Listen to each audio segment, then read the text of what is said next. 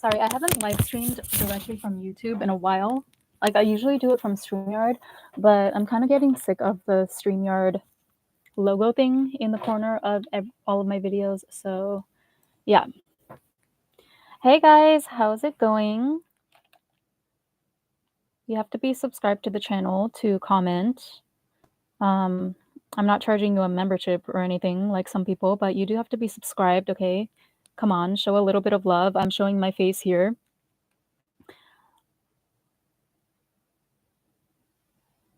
Yeah, I don't really have like a plan for this. I'm pulling up the Reddit right now. Mina Irfan, the scammer, allegedly. I'm sorry. I'm gonna try my best to not dissolve into fits of laughter every 2 seconds on this stream, but just to warn you, like, that's probably how it's gonna go. Just to set the tone. Hold on. I want to touch up my makeup as I wait for people to roll in.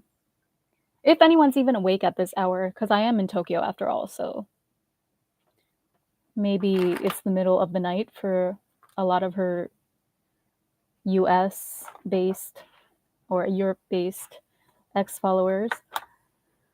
But yeah, I have been following every single post, okay? Like, don't worry, I did not come on here to be all modest or gaslight anyone. I was following every post, every single comment on the original thread. I'm following every single one on this thread. I'm sitting there kikiing with everyone else. All of the revelations and the funny videos, like some of the people in that community are so talented. They're making videos with these funny edits, like putting these emojis over her face or putting her face over some graphics. And I have to say I'm here for it. Like, okay. So yeah, I don't have like a plan for this stream. I just wanted to talk because I can't just keep messaging Laura voice messages through WhatsApp all the time. She has a life too. So I figure why not stream it? Then I can get some AdSense revenue at least to maybe recoup like 0.1% of the money that I spent on this whole fiasco. Let me just read the most recent post in the Mina Irfan the Scammer subreddit. By the way, I'm not like, in case anyone's wondering, I'm not KindNet. I am not the creator of the new Reddit. I think it's very ironic that the new Reddit doesn't have any rules though. Like, remember the first one was so regulated? And that's like, I'm not shading anyone. I think KindNet had very, very good intentions for keeping that Reddit so regulated, and we don't know why it was taken down eventually anyways. We suspect that Mina was behind it, but there's no way to prove for sure because the reasoning that Reddit gave was that there was a lot of spam activity going on there. So I don't know, maybe the algorithm or the Reddit, I don't know what it's called, like the bots picked up on certain posts going through and then later being taken down because it violated the terms, etc. But I just think it's ironic how the rules in that first Reddit, which had like 600 something people, if I remember correctly, were so stringent, and yet that one was the one that got taken down. But this one, Mina Irfan the Scammer, the backup Reddit, there's no rules in it, right? The creator says that they, like, the purpose of creating the second Reddit in the first place, as explained by the creator, was that she wanted there to be no rules. But it's funny that this one is the one that's not getting taken down, you know, knock on wood. And I also don't see people acting out as much as you would expect. Like, it seems like there are a few petty posts, a few petty comments here and there, but nothing exceedingly malicious from what I can see. Like, nothing truly defamatory. People are just speaking on their experiences. You know, some of the posts are mean-spirited, like they're picking apart her looks and whatnot, which I'm not going to say that I agree or disagree. I am thoroughly entertained, though. Who's calling me? I'm doing a live stream right now. Are you guys like me where, listen, I totally have no problem talking to people on the phone. Like, I'm not one of those millennials who is allergic to speaking on the phone. But one thing I will not do is that I will not pick up your call if I don't recognize your phone number. Or if you're not in my contacts already, I'm not picking up. Okay, so let me see. Yeah, let me read the most recent post. This just came up like 2 hours ago. And it says, I wish I was lying when I said this, but Mina Irfan's YouTube videos actually brought me into a depressive episode in July 2023, and I ended up in a psych ward for a week. I'm ashamed of this because I've never struggled to that degree with my mental health, and I'm typically someone who doesn't use therapy or go to the hospital often for reference. Blah, blah, blah.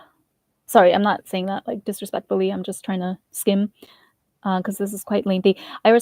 I blame the way I responded to everything on Mina's teachings. Long story short, my life got worse following Mina.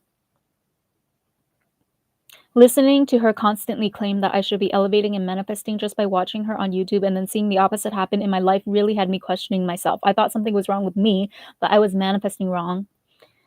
Hi, I can relate. Although, like, not to that degree, not to the degree where I had to be put under actual mental health care. So I hope this person is doing okay and taking care of themselves. And yeah, so she says, this shattered my self-esteem for a moment to the point where I felt helplessly dissatisfied with life and depressed.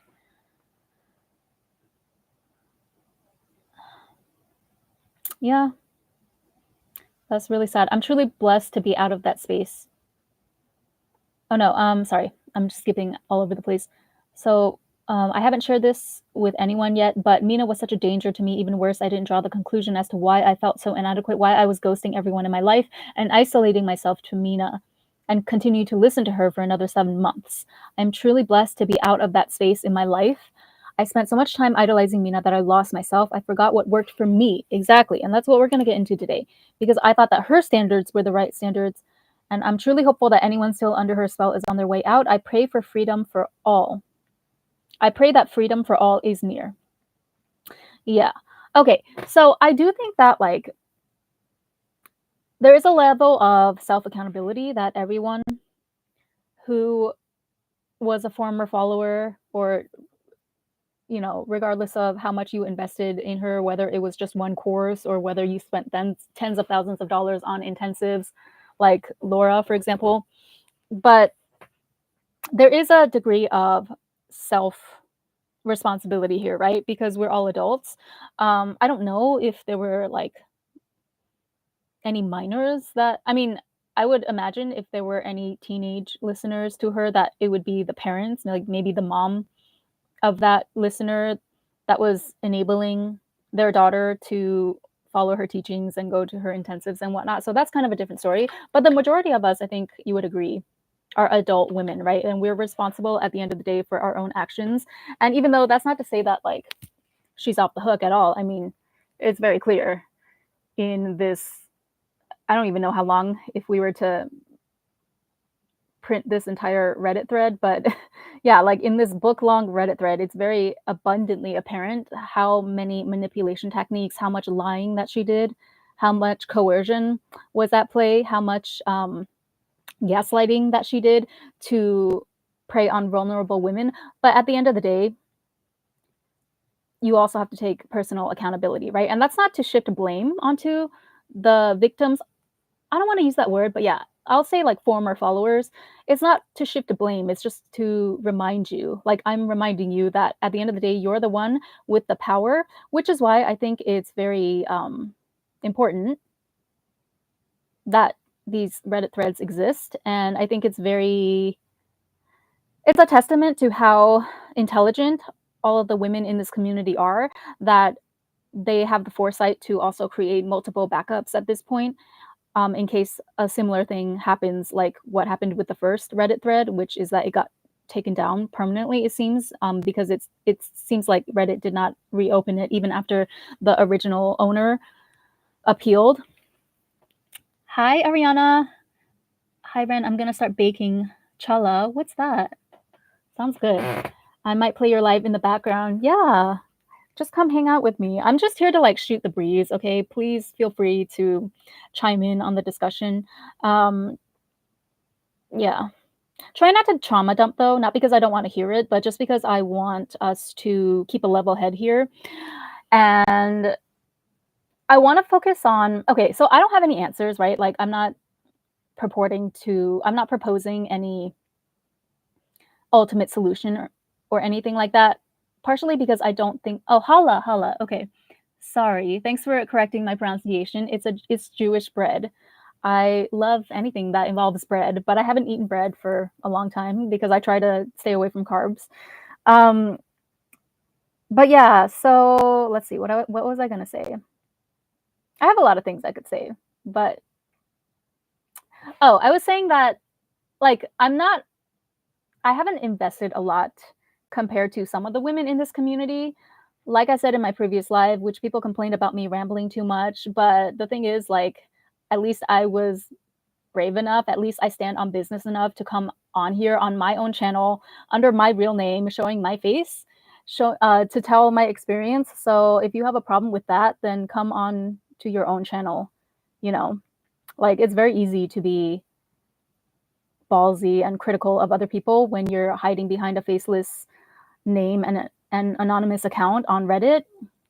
Okay, so I don't really, yeah, I guess that's what I'm trying to get at first. So my first point of business is that I will be completely honest. And if you ladies want to prove me wrong, I actually welcome the opportunity to prove me wrong. I welcome this community to prove to me that my assumptions are incorrect because I feel like that would actually be a better outcome for all. But if I'm just going to speak honestly about my opinion on this whole thing, I don't think that much is going to come of this. So I know the one concrete consequence, good consequence, I think, in terms of like holding Mina accountable that has come out of this whole ordeal is that people are starting to post actual reviews on Trustpilot, right? And let me see if I can find the post. People have started to, so this was posted 12 hours ago. There's a post in, I'm just reading the Reddit. It says that people have started posting the reviews on the universe guru scammer, allegedly. She has a 2.6 rating now on Trustpilot, although everyone gave her 1 star. So in order for her to get an average of 1 star, we need more reviews. So I think this is like, okay. And then there's, I'm just going to read, someone put a screenshot. Ooh, the glare is so bright. Someone put a screenshot of one of the reviews. It says, Mina is a pathological liar and a hypocrite. She is a disembodied spiritual teacher. Ooh, this person's going in, and I'm here for it. Who is obsessed with amassing wealth and looks and nothing else. She has so many inconsistencies in her teachings because she molds her message to whatever will make her the most money currently. When called out on the ridiculously high prices of her courses, which barely have any value, she showed her true colors.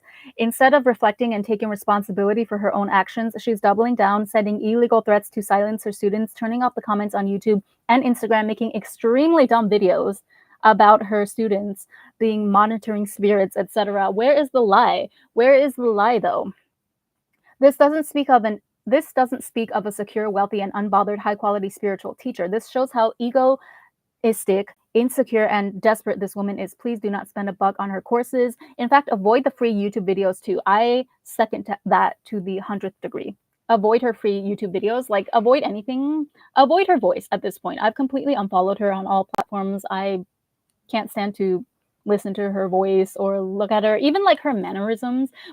Sometimes people post clips of her recent lives in the thread, and I wish there was a way, there's probably something in the settings that I could toggle with to make it so that it doesn't start auto playing the video. But as of now, like whenever I open the Reddit, if there's a new post that has a clip from one of her live streams, it just starts auto playing it, and I just can't even deal. It's like I feel like I'm being hit in the face with a brick wall. That's how abrasive her energy is to me. Like even when I have my phone on mute, just looking at her and her mannerisms and her crazy like waving her arms around, it just makes me feel uneasy.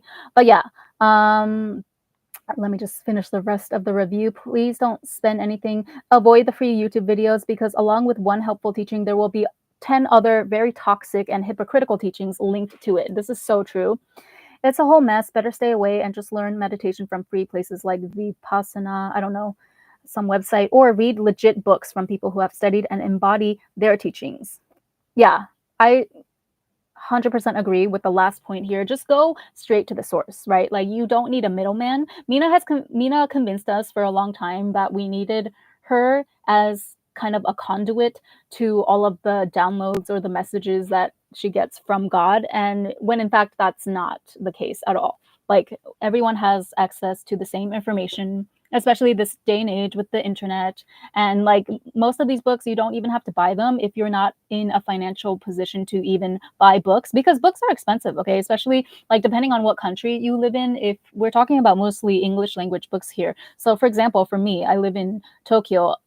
Anything that's English language is considered an import purchase. And so those are automatically marked up at least, by 150% at least. So, look online, use the Reddit as a resource. I think someone has a post that has a list of all the books that Mina has grifted teachings from.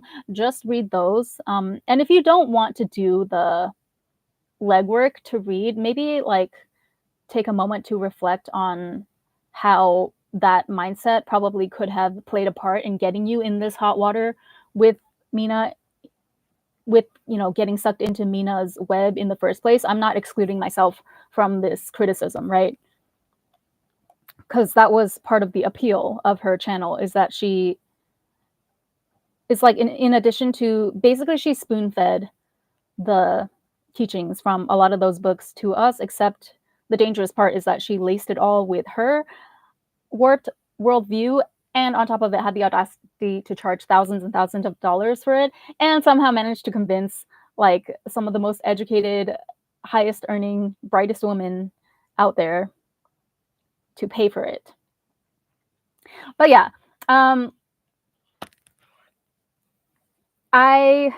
to go back to what I was saying before though, like I'm gonna be honest with you, I'm not sure that anything is gonna come out of this. Like at the my concern personally, and I think I speak for a lot of people, a lot of women in the community, is that I just don't want other women in the future, like newcomers to her channel that don't know about her history. I don't want them to waste their money and go through the same, you know, roller coaster journey and come out the other end realizing that they basically just bankrolled her entire lifestyle, like in something that they thought they were spending money to invest in themselves that was going to give them countless returns in their own life. They're going to come to find out eventually that it was basically all designed to prop Mina up and support her lifestyle.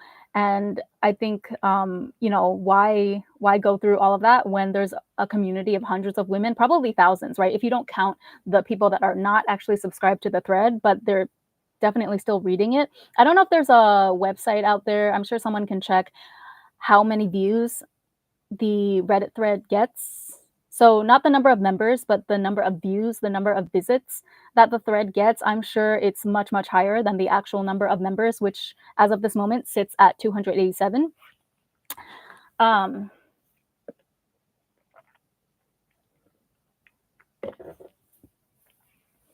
yeah, I don't know, because I saw some posts about some people were saying that, and I've seen multiple times this being brought up in the Reddit, that people wanted to file a class action lawsuit against her. And I feel like if there is any, like, I'm not a lawyer, so I can't speak to this, but if there's any true legal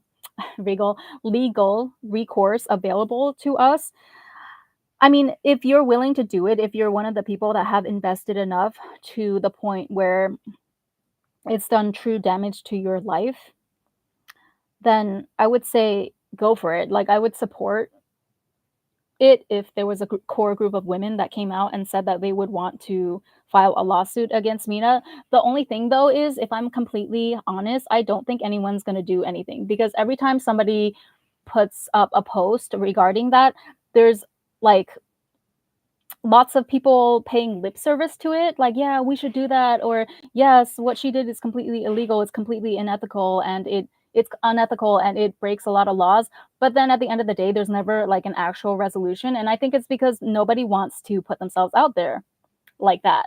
Like most of you, I'm sorry, and this is not me attacking anyone in the Reddit, but like most of the women on there, the point of Reddit is so that you can be anonymous, right? And so most of the women on there, for good reason probably. I'm sure they have like careers and lives of their own that they can't just let this be something that affects their real life, whatever they have going on for themselves in their real life.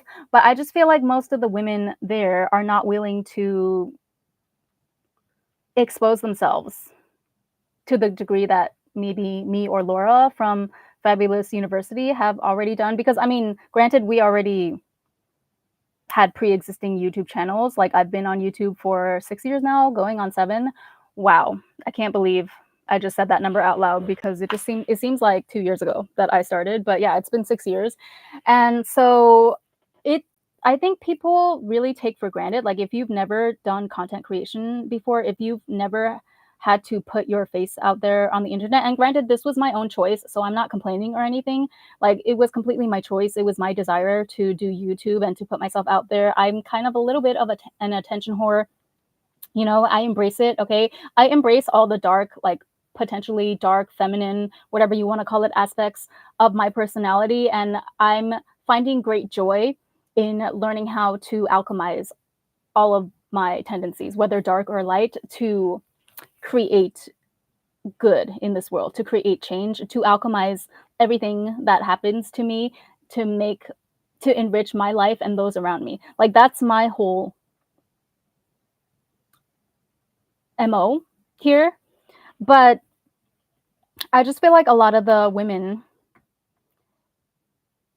complaining in this Reddit about, again, like I'm with you, okay, I understand, but you know, if I'm being honest, I just don't. I think the probability of somebody actually like coming forward and taking the being willing to, I guess, I don't know what to call it, like being willing to be the ringleader or be the spearhead for filing some sort of actual lawsuit against Mina, I think the chances of that are very low because look at how, like, when the first Reddit got taken down, there was talks of moving the discussion to Instagram or TikTok, like the another platform that could potentially get a lot more reach than Reddit, and nobody took that up, right? And for good reason. Like that's a lot of sacrifice to ask for one person, especially like you don't want to put yourself out there as a target for Mina to send another one of her cease and desist letters, which by the way, Mina has sent nothing to me yet because I don't know. I think it's a combination of like she literally doesn't care who I am because I'm so insignificant. I spent barely anything on her brand, but I think it's a combination of that and also the fact that she knows that like I'm a real savage, okay? Because don't okay, I don't know.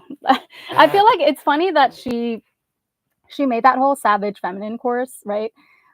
Where she basically like repackaged a lot of Shiro Seven's teachings, and then it's funny, like it's crazy because she then attached it to the mythology of her dead mother, her deceased mother, whose real name is not even China, but she made it like a whole mythology so that she could teach savage, politically incorrect things without even having to 100% own it, right? Because then she passed all of it off as, well, this is what my mom passed down to me. So it wasn't like, it's like it mitigated the amount of accountability that she would have to take for those teachings if there was ever any fallout about them, which we can see right now.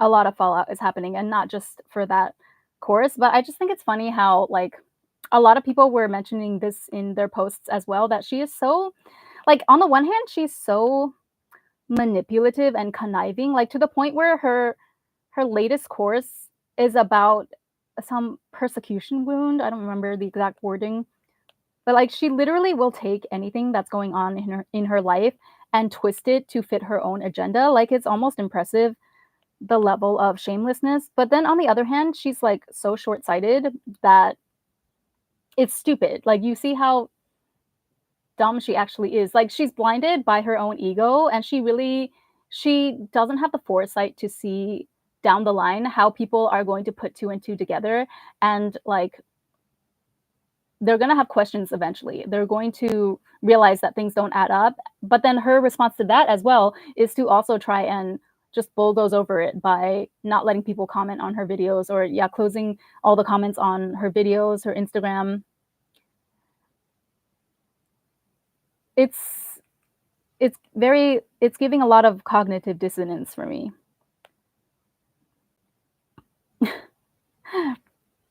But yeah, I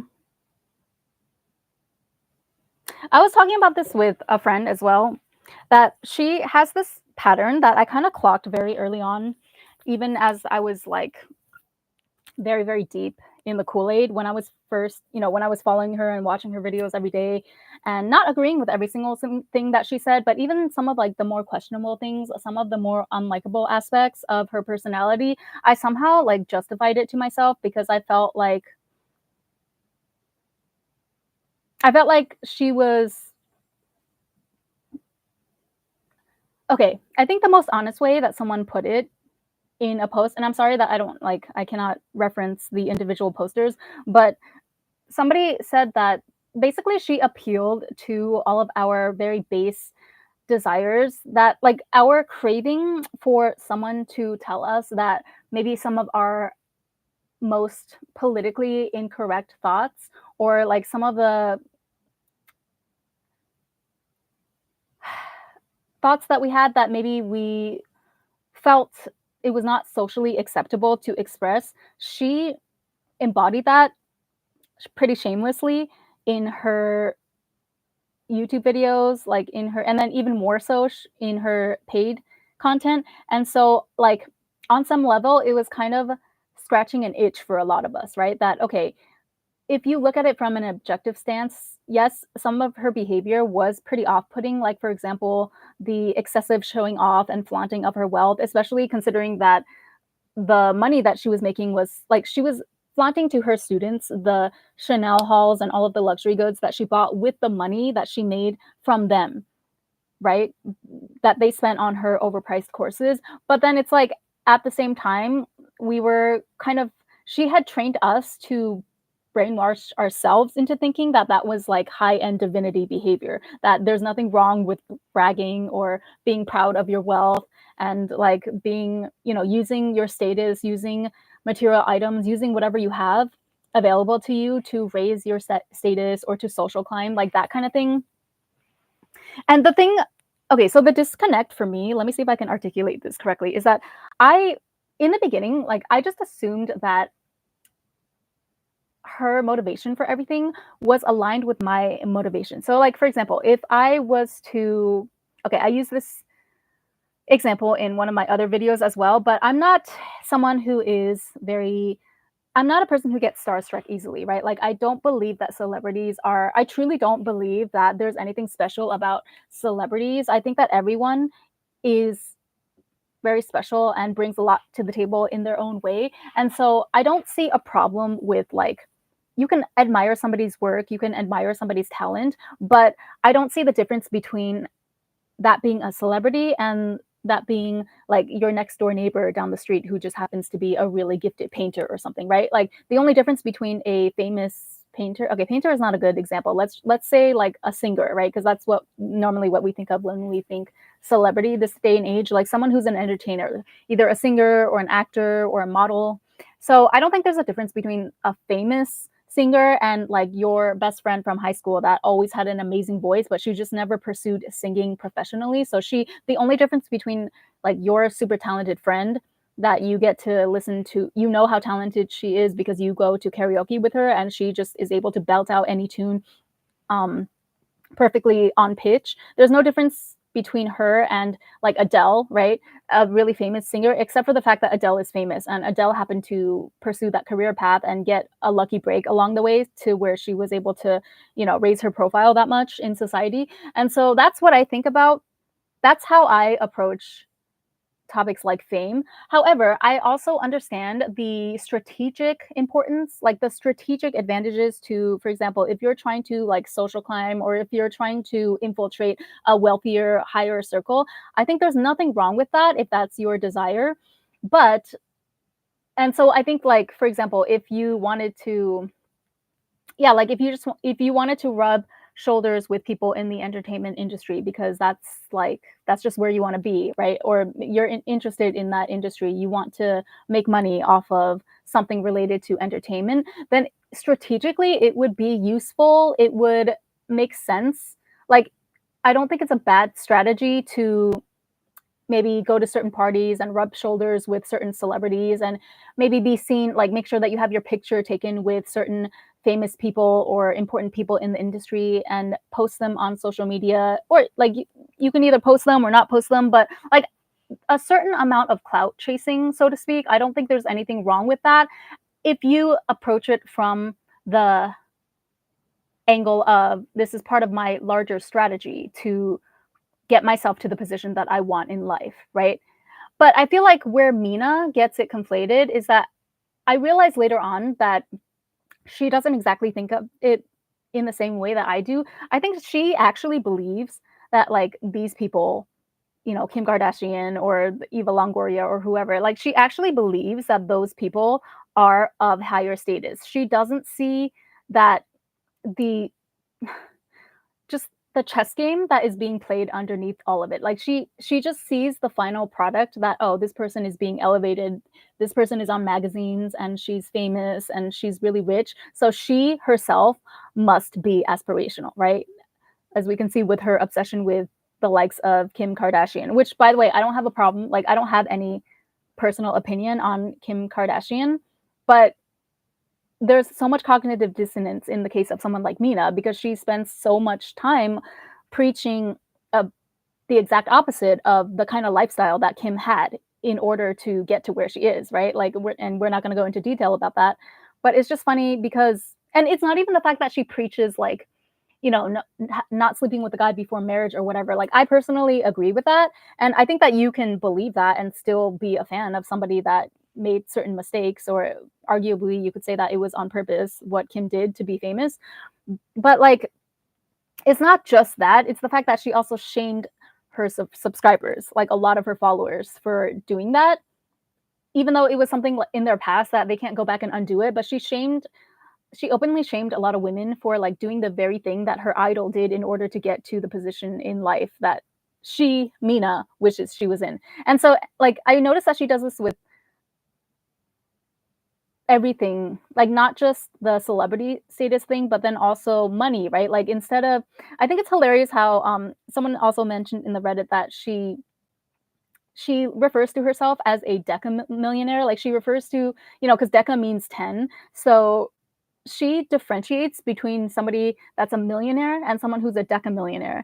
And then I don't know, what would you call someone that has $100 million then? Is that a centimillionaire? I have no idea. But the point is that, have you ever heard any actual decamillionaire refer to themselves as a decamillionaire? Like, no, they would. There's only millionaire and billionaire, right? For most people. And I feel like anyone who is actually embodied in the identity of millionaire, they would never use the word deca to try and differentiate their $10 million from someone else's $1 million. Do you know what I mean? It's just like, I don't know. It's embarrassing looking. I'm like suffering from secondhand embarrassment just thinking about it. But yeah, like she uses the word. I never heard anyone use the word decamillionaire until I came across her channel, and then she kept talking about how like her previous suitors when she was still dating around for marriage, how there was a decamillionaire in the mix, and that she and Irfan became decamillionaires after using Dave Ramsey's FIRE methodology, etc. And so it's like I don't think there's anything wrong with pursuing wealth, with trying to amass wealth to set your family up and set the future generations up for success. That's totally fine. But the fact that she equates that with actually having more value, like actually being a more valuable human being, is what's problematic to me. That's what I don't agree with. And I finally realized, like, I was finally able to articulate, you know, after waking up from the whole spell that she had us all under, I finally was able to pinpoint what the problem was, the thing that was nagging me the whole time when listening to her content, that, like, on some level, I felt that, yeah, I agree with everything that she's saying, but then why is there always this one part that rubs me the wrong way? And that's it. The fact that she actually, like, she doesn't teach things from a purely strategic perspective. Her intention is, it's all about intention, right? So, like, I feel like her intention was never from a place of, like, actually empowering women and actually making sure that women know their worth and make better decisions in order to set themselves up and their families up for life, in order to not be taken advantage of in this world, whether it's by a man or a job. Like, she would let it slip out too from time to time with her language, that she actually, like, wants there to be a hierarchy, right? Because I would think that, okay, if you, like, I thought that when she started talking about her 1% woman thing, like, there was a part of me that I was convincing myself that, oh, this is just the language that she needs to use in order to get eyeballs on her. Like, this is what she needs to market her work as in order to reach those women who could really, like, the women that are at the level in life who could really benefit from her work. But, like, now I see that it's not coming from a place of actually wanting to help or to do her part to better the state of womanhood as a whole in society. It's coming from her own personal, like, goal of being in the 1%. Her idea of status is to be like the 1%. She would use these terms as well to describe herself, like, oh, I'm the prettiest woman in the room, or, like, she would always say, do you guys remember, I feel like this is one of her favorite phrases. She would always say that I can out feminine any woman in any room, which is the complete, like, opposite of what feminine energy is all about, actually, because feminine energy identified beings don't compete with one another, they compete with themselves, right? That's the actual definition of femininity. Like, as a woman, you only compete with yourself, the previous version of yourself. You're always trying to better and become better than the previous version of yourself. Like, it has shit all to do with competing with other women in the room. That's actually masculine energy. But anyway, and then let me see. I'm gonna go all over the place. So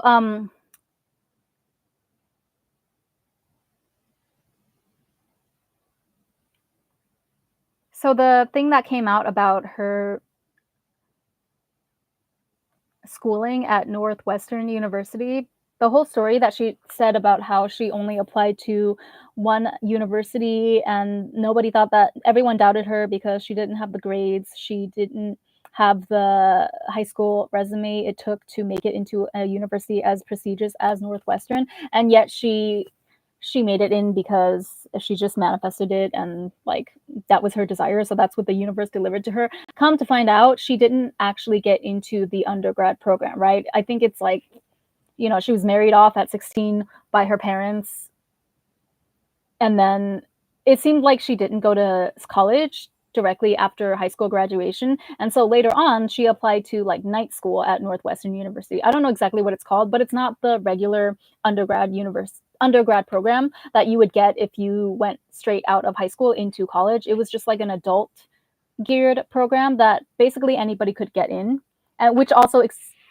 lines up with why she took so long to complete an undergrad degree. Like, she said that she took 7 or 8 years, and her excuse for that is because she had a child that she was raising at the same time. Like, she was a single mom during that time, which all of that could have been true, but then people started putting two and two together and pointing out how it was suspicious that, like, if she indeed was doing her traditional undergraduate degree at Northwestern University, how costly that would have been from a monetary perspective, because it costs enough to pay for tuition for 4 years. So it's highly unlikely that she would be, like, her family or she herself would be able to support her, not only her regular lifestyle fees, but then also on top of that, Northwestern tuition for 8 years. That's like twice the amount of money that most people pay for a 4-year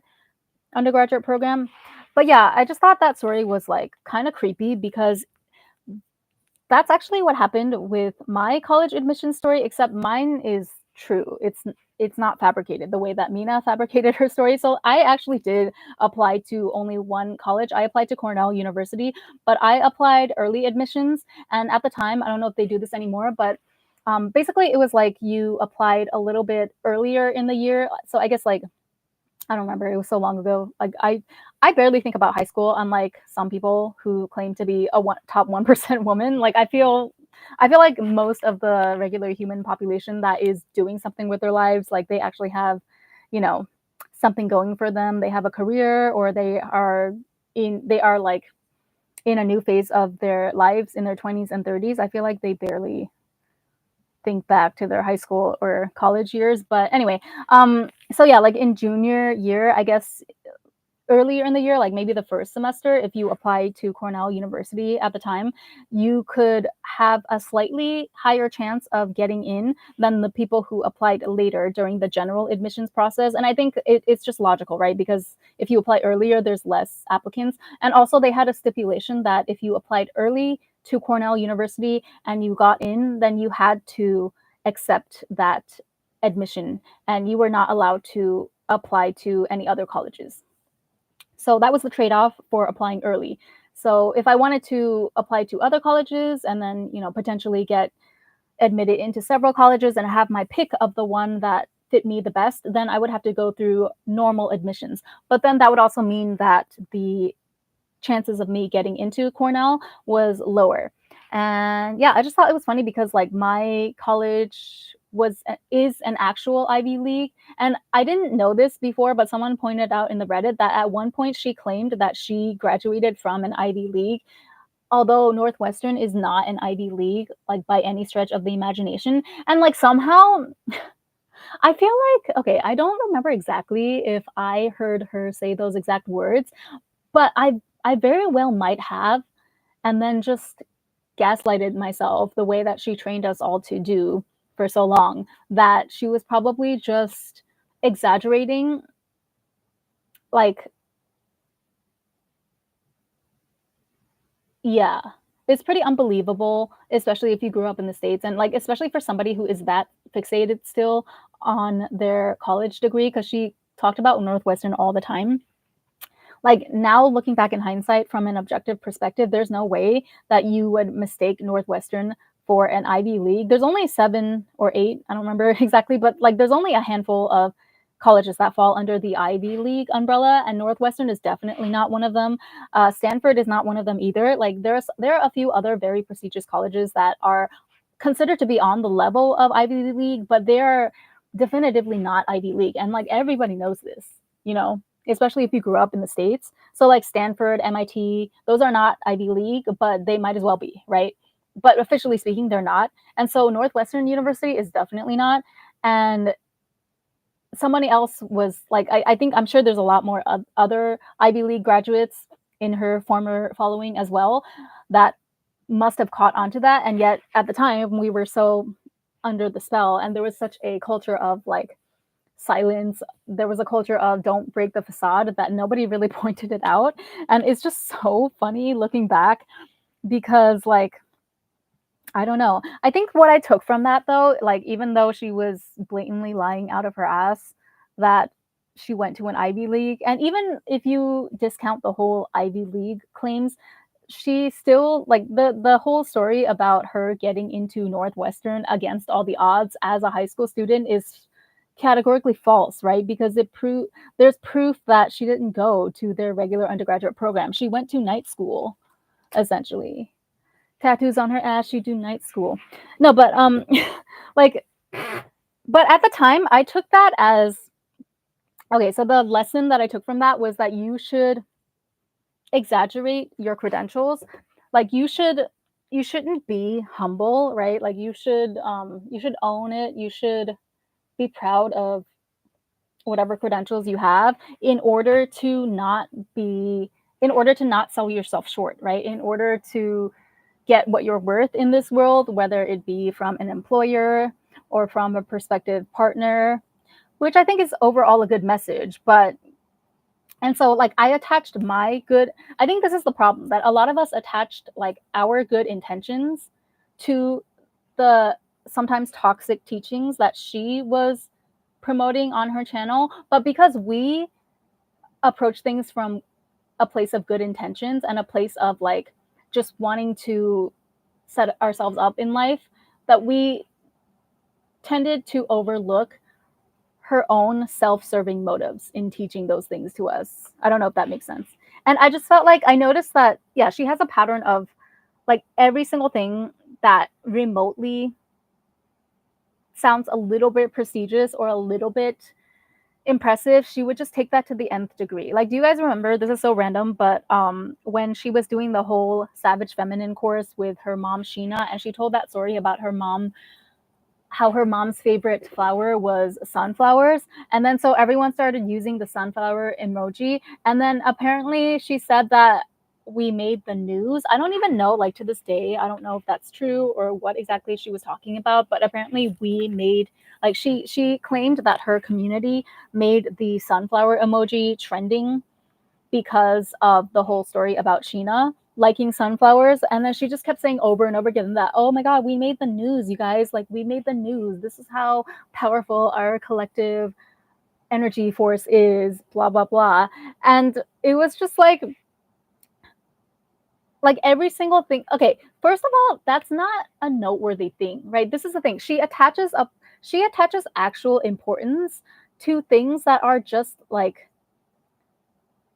strategically, yes, they might have some benefit, but anyone who is actually introspective, anybody who actually is a grounded, healed person who knows their worth and who respects other people, like who respects other human beings as sovereign beings, like we are all equal, we are all sovereign beings on this planet with valid insights and life experiences. And although we may differ in life experience or opinion and things of that nature, that doesn't mean that anyone is more valid than the other, right? But I feel like she, like in her twisted brain, she attaches a actual importance to certain things that are not actually important.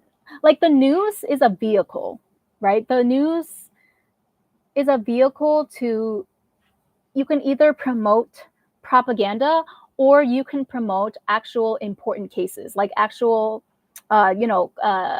crime cases or victims that are of a certain minority that don't normally get represented in the news. Like, depending on the powers that be, whoever is controlling the news stations or the news agencies in a certain region, it can be used as a vehicle for good or bad, right? It can be used to spread a good message. It can be used to raise awareness for certain causes that are otherwise hidden from the public, or it can be used as a propaganda tool. And so the fact that even if it was true that like your followers made the sunflower emoji trending to the point where it made it onto the news, which is the dumbest thing I've ever heard, actually. Now that I think back on it, like now looking back with 2020 vision, that is the dumbest thing I ever heard. Like, even if it made the news, what, it's not important just because you got a sunflower emoji on the news. Do you know what I mean? Like, that doesn't raise the importance of your little sunflower story just because your followers or like a certain section of the internet spammed it enough for it to make a blip on the news. That doesn't actually mean anything. Like, that doesn't actually attach any more importance to your name. She's a cold-blooded animal. That's what I'm getting at here. Like, her sense of importance, she doesn't have an actual internal locus of control. Like, she doesn't have an internal moral barometer through which she can decide definitively for herself, this is what I value, this is what I find important, this is a cause that I feel like morally, ethically speaking, this is a cause that's worth supporting. Like, she only is able to support things or attach her support to things based on what she perceives to be valuable as reflected to her by the outside world, whether that be the feedback from her followers or like the news or like arbitrary institutions that have, okay, yeah, they have prestige in society, like Ivy League colleges or I don't know, like whatever her definition of 1% people are, like, because on, you know, on the one hand she says that, well, in her family or in Irfan's side of the family there's doctors and lawyers, etc. So on the one hand you're saying that, okay, those people are part of the 1% of society. Okay, like fair enough, you can make a, like, that's not something that everyone has to agree with, but you can make a sound argument for that, right? You can say that those people are intellectuals, they spend a lot of time studying certain fields, and it, at the end of the day, even if you feel like even if you feel that a doctor, and so I happen to subscribe to this belief that a doctor and like a cashier, somebody that works at Starbucks, all of those people are of inherent value, right? Just because one happens to earn more and maybe garner more respect in society doesn't mean that one is more valid or like better than somebody that's working at the cash register at Starbucks. But her interpretation was like, you could argue, if you, there are people out there that could argue that, well, you know, in order to become a doctor though, it takes more effort, it takes more directed energy into one field of study. Like you have to study and you have to have a lot of discipline, and you have to stick with the same area of study for years on end, um, even if it's difficult, even if the job market fluctuates, right? Like maybe it's hard to get a job in healthcare during the time that you're studying it, but you still stick it through. Like all of the qualities that require you to obtain something like a doctorate degree, no, what's it called? Like, I don't know, like a license to practice surgery or whatever. That you could say that that alone, like all of those factors combine, make you a higher quality person, like a 1% person. And then by just by effect, as cause, like as a cause and effect, you happen to call in more money that way, right? Because you, it comes from like your ability to be a consistent person and to persevere and dedicate yourself to a certain cause for a long period of time regardless of what's going on around you. And so like as a natural consequence of the law of the universe, abundance is going to come to you later in the form of money. That would make sense.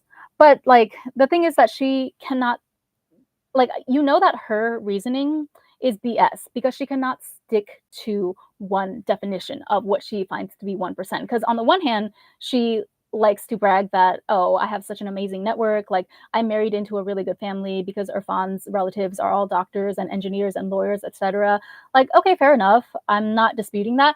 But then in the second breath, she tries to place herself above those people because she says, well, I actually work, like, I actually barely do anything. I just get paid to exist because I just come onto YouTube and do live streams, and then people pay tithe to me. All my subscribers, they just give me thousands of dollars without questioning it because my vibe and my energy is so high. So actually, I earn more than all of the doctors and lawyers, etc., in Irfan's family combined. So that places me above them even. And it's like, okay, but now you're measuring by pure monetary income amount, right? So now she's changing, like she's always changing her goalposts. She's always changing her standards because she doesn't have any. She doesn't actually have any because she's a covert narcissist, right? Or overt narcissist. I don't know what the official term is, but like that's what narcissists do. They don't actually have any internal standards or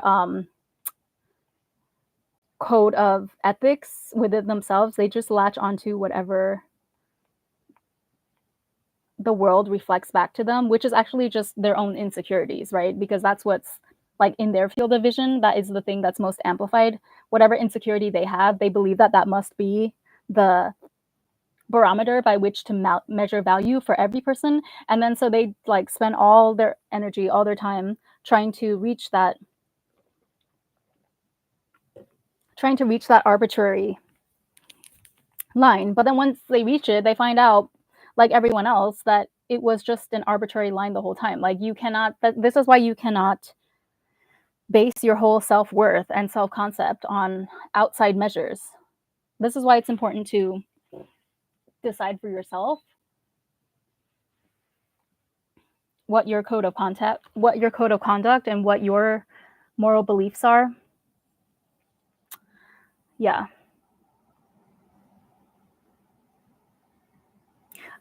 I was talking to Laura the other day, and don't worry, I'm not gonna like anything, although there's nothing to reveal. It's not like we don't have any more information than anybody else does. Um, but I was just saying that, like, I clocked from a long time ago that Mina has this pattern where she basically, like, so she sees something that somebody else has, or she sees something play out in her reality that somebody else has that she feels like, "Oh my god, I want that," right? So let's say it's beauty. And then, or no, let's say, okay, so right now what's trending on social media is kind of the whole sprinkle sprinkle movement, like princess treatment, right? Which I 100% am for, by the way. But that's not to say that, like, okay, some of the content out there, I think it really should be taken for satire. Like, you don't need to take it all literally necessarily, but I think the basic idea I definitely support. Like, uh, you shouldn't accept anything less than what you feel that you're worth from a guy, and you shouldn't accept a partner less than what you have decided that you want. Like, you don't have to settle, right? Is essentially the message, and that goes for men and women. You know, it's not even just a it's not a men versus women thing. It's just like a collective kind of awakening to this idea that, hey, everyone should set their own standards and, like, make sure that you don't deviate from them. Make sure that you don't allow yourself to lower them for anyone, because at the end of the day, if you end up in a long-term relationship that you're not 100% satisfied with, like, you're only the only person that you can really blame is yourself, because you saw the signs from the beginning that this person doesn't act in a way, or they just don't measure up in some way to a standard that you already set. But if you decide to accept that regardless, then that's on you, right? So yeah, let's use the high value man, whatever you wanna define that as. I think it's clear from Mina, right, that it's somebody who is, okay, older, deca-millionaire, right, because you can't have, like, regular millionaires in her world. An older deca-millionaire who is a provider, who pays for all the evolutionary basics. But the thing is, like, she didn't marry a millionaire, she married, like, a regular, I would say, like, high middle class guy who made 6 figures, like, very decent, respectable living as an engineer, but he definitely, like, Irfan clearly wasn't the ambitious type that was just going after, like, the most that he could earn. I think she even said that he declined to take certain pay raises because it would be, too demanding on his time. Like, Irfan wanted to rest in his soft boy era, right? So I think, so Mina has this pattern where she sees, like, other women around her getting that princess treatment, like, getting with the millionaire, deca-millionaire, or provider guys that she wanted, but since she settled for Irfan, and, like, now she's locked into a marriage with 3 kids with this guy, like, almost 2 decades with him. So her first stage is that she tries to convince herself that her situation is better than whatever other people's situations that she's kind of looking at through envious lenses. And so this is why we always heard her saying that, "Oh, bloom where you're planted," right? Which is good advice. But, like, from her twisted worldview, it was just her attempt to gaslight herself into thinking that she's actually happier with what she already has, like, instead of just admitting her desire. So that's the first stage. And then after that, it's like, and then she makes courses and content based on that deep, deep denial of her actual desire, right? So, like, um, she desires a deca-millionaire full provider who can spoil her with the lifestyle that she wants, all the Chanel and Van Cleef that she wants, but since her actual partner can't do that, and she can't deal with the fact that her she might have settled in any way, she brainwashes herself into thinking that her situation is actually the best, and no, actually, you want a guy that is not, like, top alpha earner type of male, because those guys, and then she starts listing off the reasons why those guys are actually not a good match, because they're more likely to cheat, or, you know, this, that, and the third, they have less time for the family, and this would not be bad if she stopped there, but she can't stop there because her subconscious is, like, still dissatisfied with the reality of her situation, right? So the first stage is that she denies it. Then the second stage is that she goes deep into her denial, and she makes courses and content on it to try and sell other women on the fact to try and convince other women to follow the same blueprint that she has, so to further, like, validate to herself that her life choices were the correct ones, that her situation in life is the best, right? So this is what happened, like, I saw it before my own eyes in real time during the Dubai Intensive when she would literally tell women, like, there was a woman that was asking, of like a very high earning, successful, career career-wise, very successful woman, very high earning, like, telling her about how she desired to, match with a man that was either on her level or higher, right? This is a very common thing, like, this is what is often referred to as hypergamy, is that women tend to marry across and above their level. Women don't like to go underneath their level, especially not socioeconomically, meaning that if the guy earns less than her, she's, like, not as likely to consider that man as a mate. It's not as attractive to her. So then, like, I Mina was literally telling her how she should forget the tier 1 guys, like, and just go for someone like Irfan, basically. She was like, "You should go for someone," she said that, realistically, like, women like us, the top 1% earners, blah, blah, blah, there's just not enough men there's just not enough supply of men at that top level for us to realistically snag one of them. So your best bet is to go with, like, a level 2 guy, like someone who makes 6 figures, who has a decent salary, but is not super ambitious, but then you can control him, you can control him better. Like, he's gonna be more dedicated to you and your family. He's gonna be a family guy. This is how she sold it to the girl at the intensive. And but then after that, after she's, like, grifted and been able to make all of her content and, been able to swindle women out of their money to pay for that said content, then her subconscious rears its ugly head again, and she cannot deny that she still wants the thing that she originally wanted in the first place, which is a high value man who is super high earning and earns millions of dollars and can provide her the lifestyle that she wants. And then so, like, she'll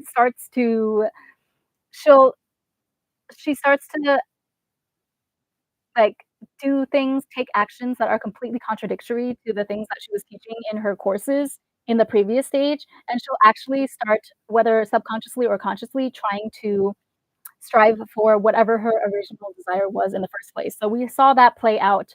I don't wanna say anything about, like, marriage, I don't wanna speculate on, you know, but we saw that play out with plastic surgery, right? Like, she started out by insisting that women should work with what they have, and there's no such thing as an ugly woman, only a lazy one. Like, all you have to do is make sure that you only only, only exercise and beautify yourself by natural means, right? Only use makeup and skincare, make sure you get enough water, make sure you get enough that type of thing. But, like, she even she told me directly during the Dubai Intensive that you shouldn't do plastic surgery. She said, "I'm against plastic surgery."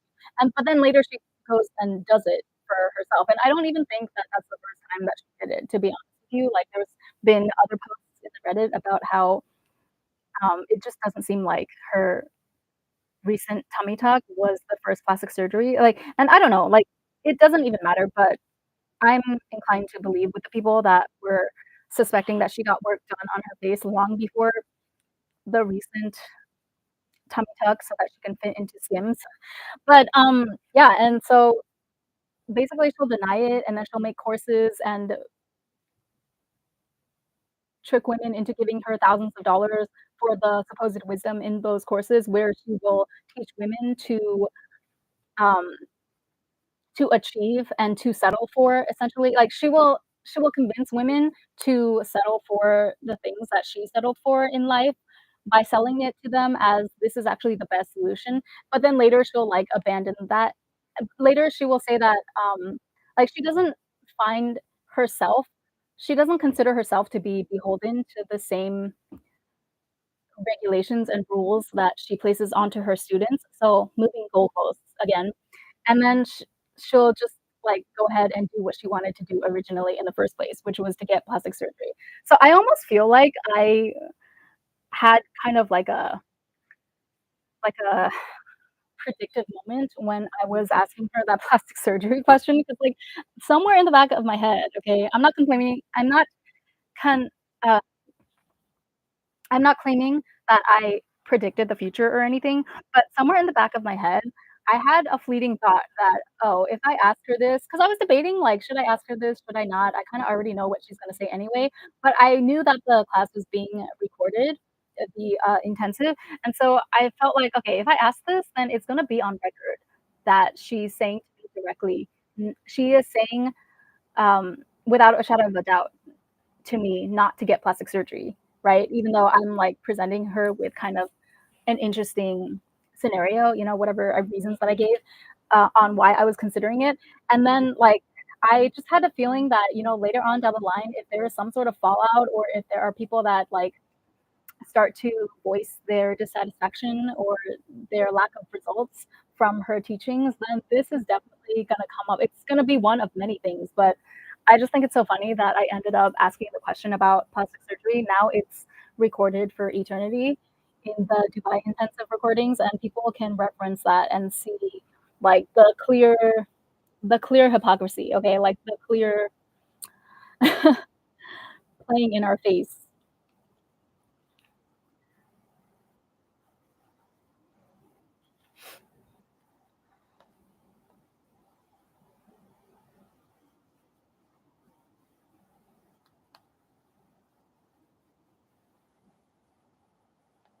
I'm gonna read this post. Why is Mina so unlikable?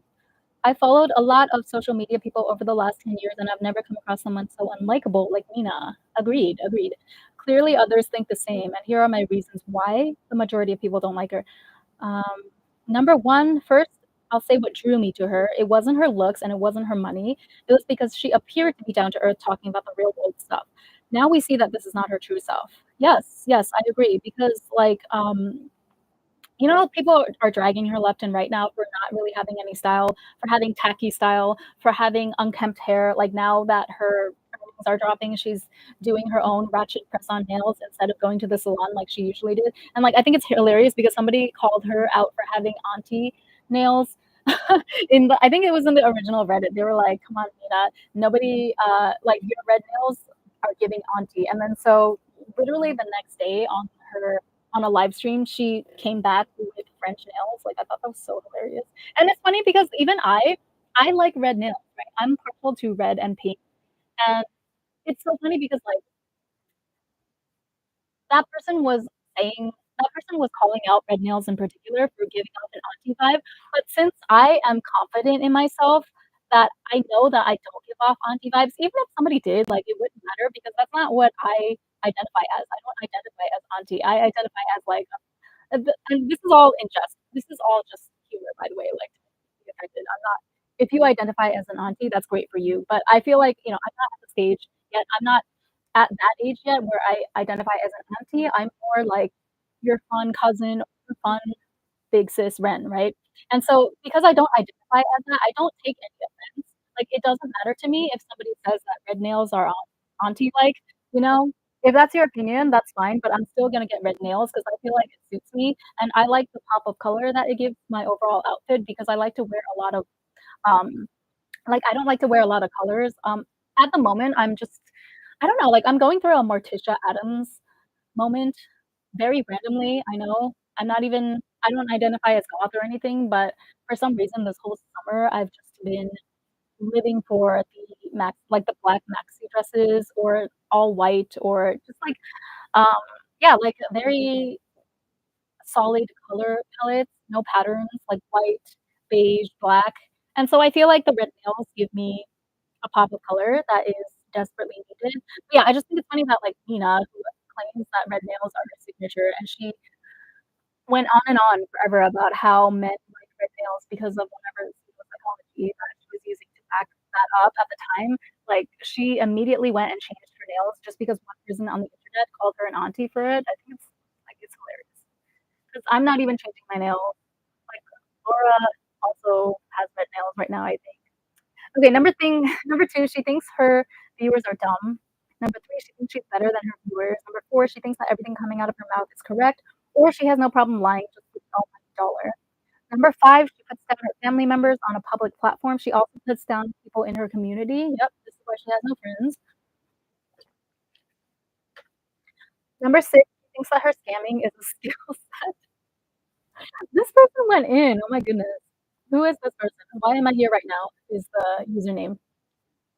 She really needs to take a class in ethics. We could all run around making money in unethical ways. Our kids could also, but we know that it's not good for them or society in the long run. Yes, preach.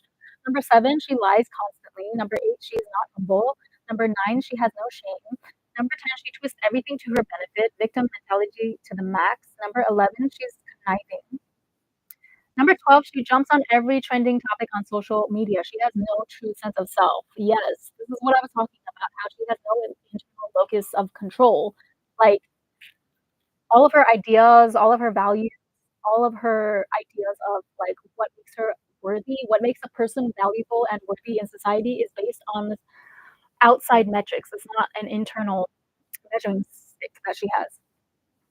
Number 13, she has a chip on her shoulder and she lets it show. Number 14, she was clearly throwing spaghetti at the wall until she found a low effort way to scam women. That is a bar, okay? She has been at it for years. Number 15, she doesn't like people. She likes using people. Number 16, she only lets women into her circle if she perceives that she's better than them. That is so true.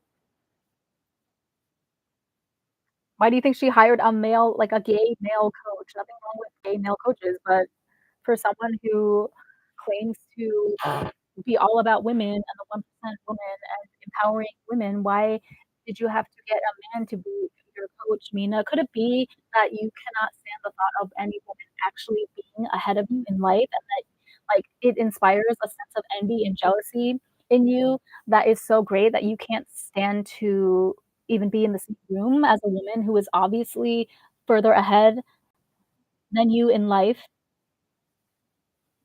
Number 17, she puts down most professions. Number 18, she takes all things sacred to people, i.e. religion. Yes, that part is actually truly disgusting, the way that she uses God and, like, not even just one religion. She, like, none all your religions are not safe, okay? Christianity, um, Hinduism,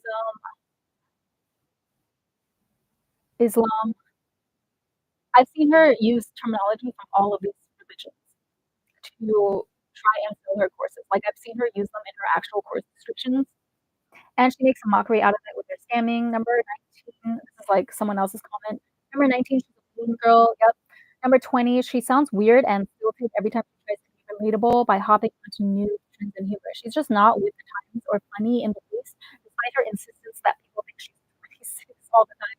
I remember that when she said that. Oh, oh my gosh, she said that. Do you guys remember there was a time when she said that people kept coming onto her channel and saying that they don't wanna take advice or they're not gonna take life advice from a 26-year-old, and it's like, what was the point of bringing that up though, if not for the fact that you just wanted to show off that someone thought you were 26? And she also said once that she was like, "Oh, my skin age is actually, like, 30 and or 31 years old." And she also said that she looks younger than her cousin who's, like, in her 20s, not her cousin, her niece who is in her 20s or something. Yeah. Oh, I wanted to, say something else though. So another, like, epiphany that I had is that this kind of blew my mind when I realized it. Um, so I wasn't here. I wasn't there during the Dubai intensive when she said this, but I heard from some of the other ladies while we were still there. So, like, after the intensive was over, but we were all still in Dubai and we were still kind of, like, in communication with each other. I heard from someone that they saw Mina later or they bumped into her in the elevator or something. And they were Nina was saying this was not during the actual intensive, but this was just during, like, another casual setting that she had with some of the students. That I was not there, but I heard from someone that she said that she wanted to move to Dubai, um, and then Irfan was against it, and her reasoning for wanting to move to Dubai was something about, like, I mean, like, who wouldn't wanna move to Dubai? But, like, yeah, there's a lot of benefits to moving to Dubai. One of the biggest ones being that they don't tax on your income there.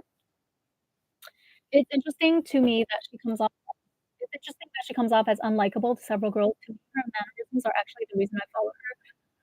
I like her tone of voice and her smile. I don't watch her anymore, but Yeah, Ariana, like, there was definitely a period, and a lot of people have agreed on this as well. There was a period where I also thought that she was genuinely, like, very feminine. I genuinely liked her communication style, and I felt like she was actually cool during that time, but I don't know, this new era in 2024 is very, very weird. But she's really good at coming off as likable to me. It might be because I myself have maybe you meant to say something else. But yeah, what was I saying? So she wanted to move to Dubai, and, like, I know exactly why she wants to move to Dubai, so whatever reason that she gave as her alibi that she wanted to be in a place um, where she didn't have to pay as much income tax, I know the real reason. It's because she wanted to compete with the women in Dubai, like, because she was, like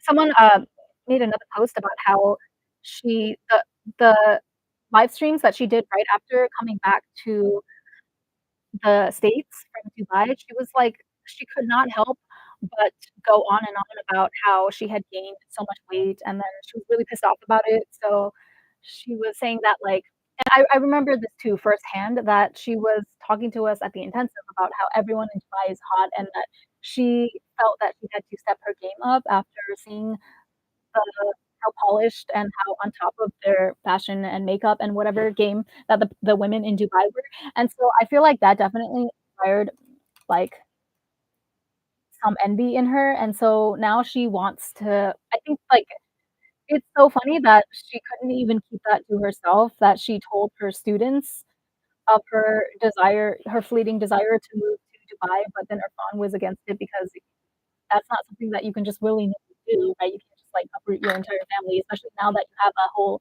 McMansion that you need to pay off in Houston. Um, sorry, I myself have a personality disorder that's a combination of BPD and narcissism. Maybe I see myself in her. Anyways, I'm very disappointed in her, the comments being turned off. Yeah, I mean, like, all of us listen, I think everyone needs to have a healthy amount of narcissism, okay? I don't think there's anything wrong with that. It's just a part of the survival mechanism that is needed, especially this day and age. Like, you gotta be a tough cookie in order to survive this social media generation that we're living in right now. But yeah, the comments turned off, explains everything. No, no, no, don't apologize. Thank you for commenting. I wrote follow, but I don't follow her anymore, actually. Yeah, I don't follow her either. But yeah, so, like, that when I was thinking back on somebody, because I had forgotten, right? I think it's because I wasn't there in first person, so I didn't really give it much thought, but somebody did mention to me in Dubai that she said that she wanted to move to Dubai, and then it kinda clicked for me that all of these years that I've been following her, she's managed to sell it to me that she has the lifestyle that I want. She's managed to sell to all of us that her life is the ideal life, right? Like, she's the spoiled wife, my ass, okay, where? Unless she's talking about her femme, I don't know. But she said that, like, her image that she portrayed was that she had this perfect life with the most perfect, well-behaved kids. And I have heard, like, I think she did 1 or 2 collaborations with her older son, um, on her channel, so I'm not gonna say anything about his business doing the human design readings, but from what I could tell just in those few videos that she had with her son, like, I do think she did raise a very bright, well-adjusted kid, like, I have nothing I'm not here to say anything against her kids, but, like, yeah, she sold it to us so well that she just had the perfect life, with the most blissful marriage, like, divine union, like, how she likes to call it. Her kids are so well behaved and perfect. She lives in a perfect mansion in, like, the best neighborhood, one of the top earning neighborhoods in Houston, like, as if that means anything, right? Like, why does she attach importance to this? I don't understand. Like, people who are actually in wealthy society, people who actually belong to those circles, yes, they live of course, I'm going to, like, live in the gated communities and stuff, but it's not for prestige, it's more for safety than anything else, right? Like, they cannot just open themselves up to anyone. Social standing, they have, like, they have a very valuable network, they have, um, a lot to lose, essentially, and that's the I'm not saying that the prestige part isn't a part of the consideration, but that's not their main consideration for, like, living in those neighborhoods. For them, it's normal, right? Like, they're just keeping they're staying with their own community, and they're protecting their own assets, so to speak, whether it be whether we're talking about actual financial assets or their network, right? Because your network is your net worth, as all the entrepreneur people like to say. And so it just it logically follows that they would stick to gated or closed communities or like places that had a high barrier to entry. It's not because they think that that's better necessarily. Like, I don't know. Her logic is just very peasant mentality is what I'm getting at. Anyway, so to finish my original point though, like she sold it to us for so long that she had the aspirational lifestyle that we should all aspire to, right? But then I realized later, especially after I recalled that incident where one of the girls told me how she really wants to live in Dubai, I realized that it's actually the other way around. Like, she actually wishes that she was us, you know? So the only thing actually the only thing that she has over a lot of us is her money.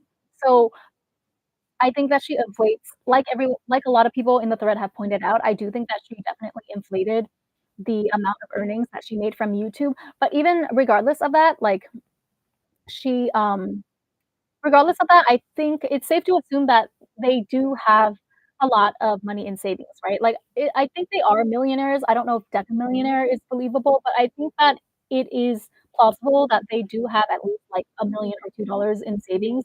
I think it's sh there I think, there's truth to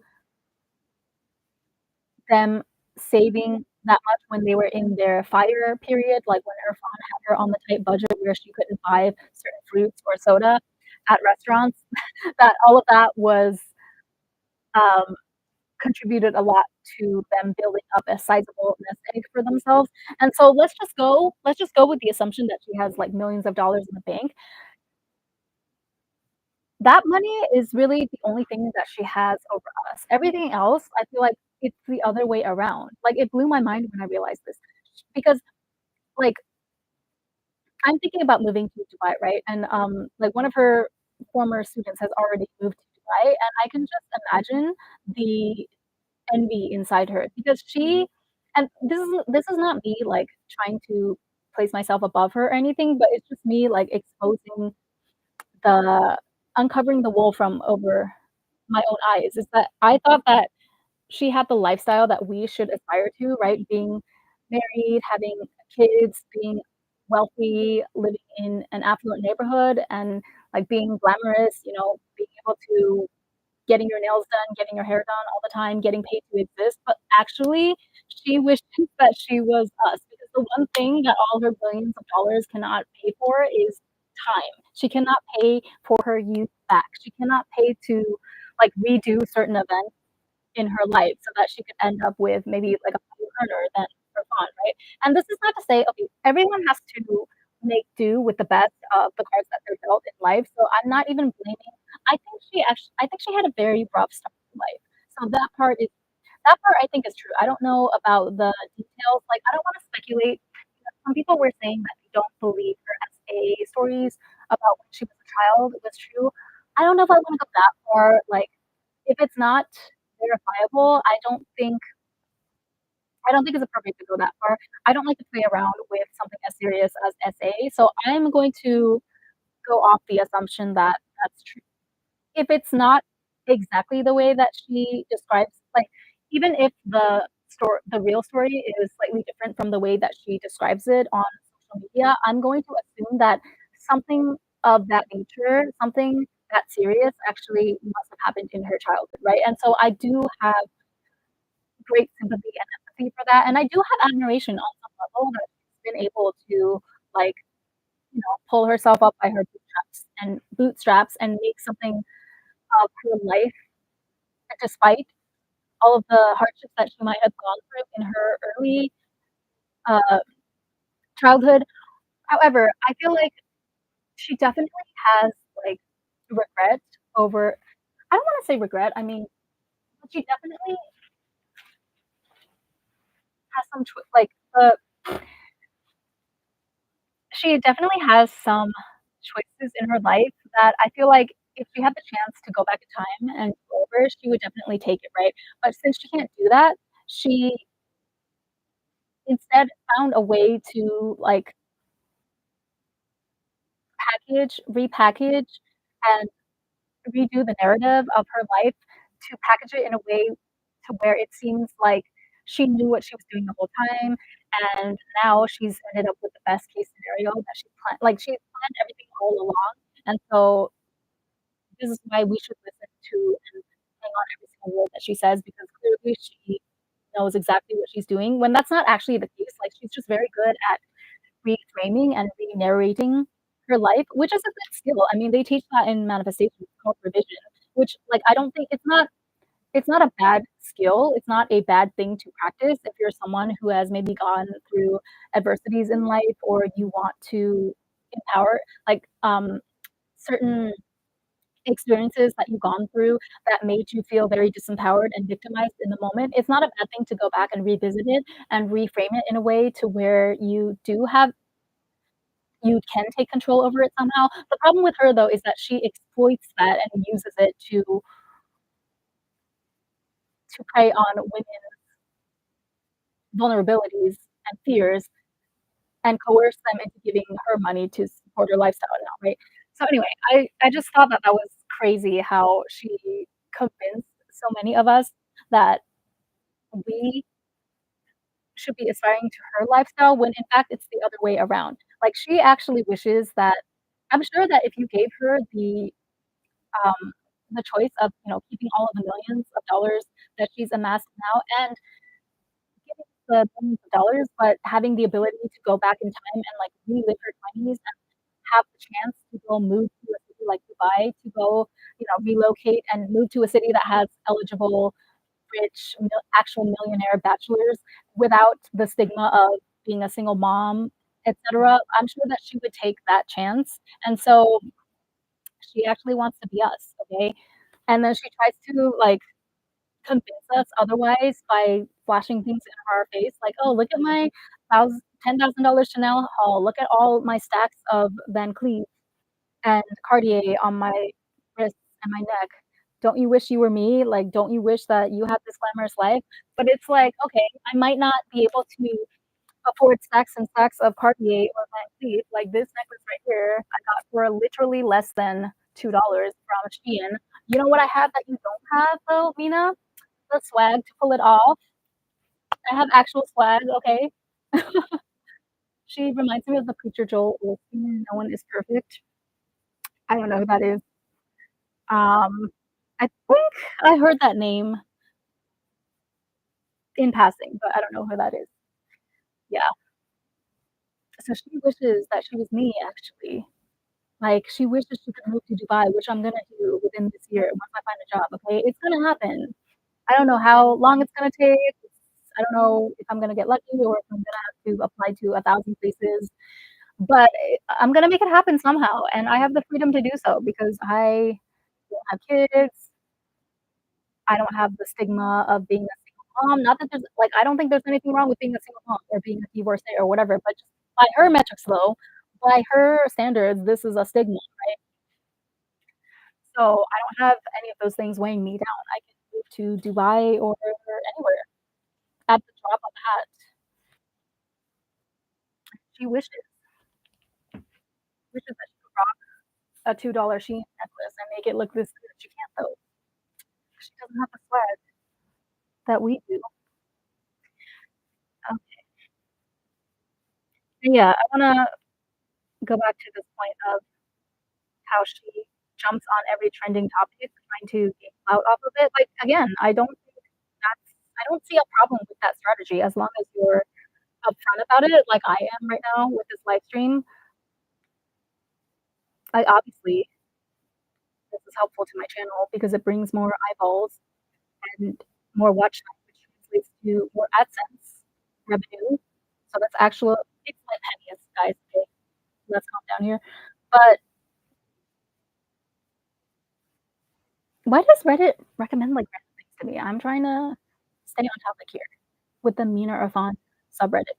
Um, no, that point about, like, jumping onto trending topics, I remember when she remember when I lost my mind. I remember when, she did that whole Passport Bro video, and she completely, like, misunderstood the actual definition of Passport Bro, and I feel like that was kind of a visually specific video as well. Not that I mean, any dusty man from a first world country can be a passport bro, but I feel like that discussion in particular was happening more in Black spaces, was it not? And there's, like, people on the Reddit that are corroborating this as well. And so, as always, Nina tries to insert herself into spaces that she doesn't really have the authority to speak on, and she was, like, shaming women for she was saying that, like she was basically saying that she can see why this trend is happening, and it's because she was blaming everything on the women as usual. She was saying that it's because the women in the West are too masculine, etcetera, and that's why the men in those countries have no choice but to go to third world countries and find a more subservient, submissive way. Okay, Suzanne, okay, you say so.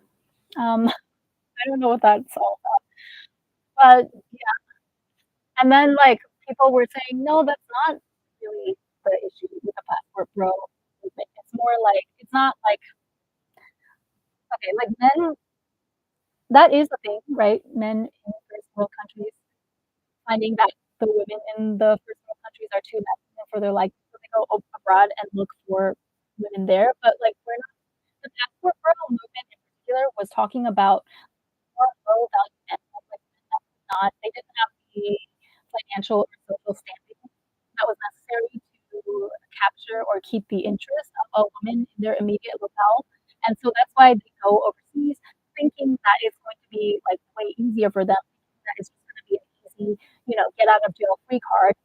All I have to do is get a feminine woman from a third world country, like, not taking into account not taking into account the, like, the other host of implications that would come with attaching yourself to a woman from a third world country. There's, like, a lot more factors that go into that than people will consider, and that's why a lot of these guys are finding themselves in a bind because it's not such a cut and dry, like, black and white solution like that, right? Because a lot of the times the girls that like, the power imbalance there's a inherent power imbalance there where a lot of the girls in those countries, they're also actively looking for kind of like a free meal ticket out of those countries, or they're looking for a way to support their families. So this is no shade towards women at all. Like, you have to do what you have to do in third if you're living in a third world country. And what do they say that having ethics, right? Like having morals and ethics is a luxury that it can only be afforded by the rich, you know? If you're if you have if you are of a lower socioeconomic standing, or if you come from a poor, impoverished area in a third world country, how much of a luxury do you really have to act out of complete integrity or ethics as defined by people in higher position than you? But yeah, it was funny because when people called her out on it, she said that they were focusing on only the Jerry Springer version. Okay,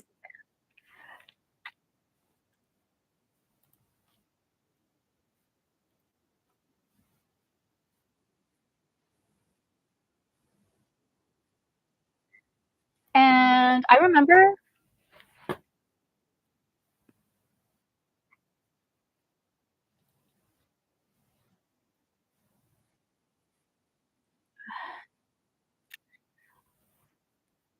she also kind of like Passengers are not going to a country where women have more responsibilities because the goal is to take advantage. Yes, Kelly. Yes, we're on the same page in understanding here. Um, and I remember she also kind of let it slip. She basically let it slip that she was consuming a lot of red pill content. So when there was a post in the thread as well about Mina's evolution, right? Where she started off as like a haul YouTuber, and then she was like I forget the name. Her first book was called Career Woman to Housewife, something like that.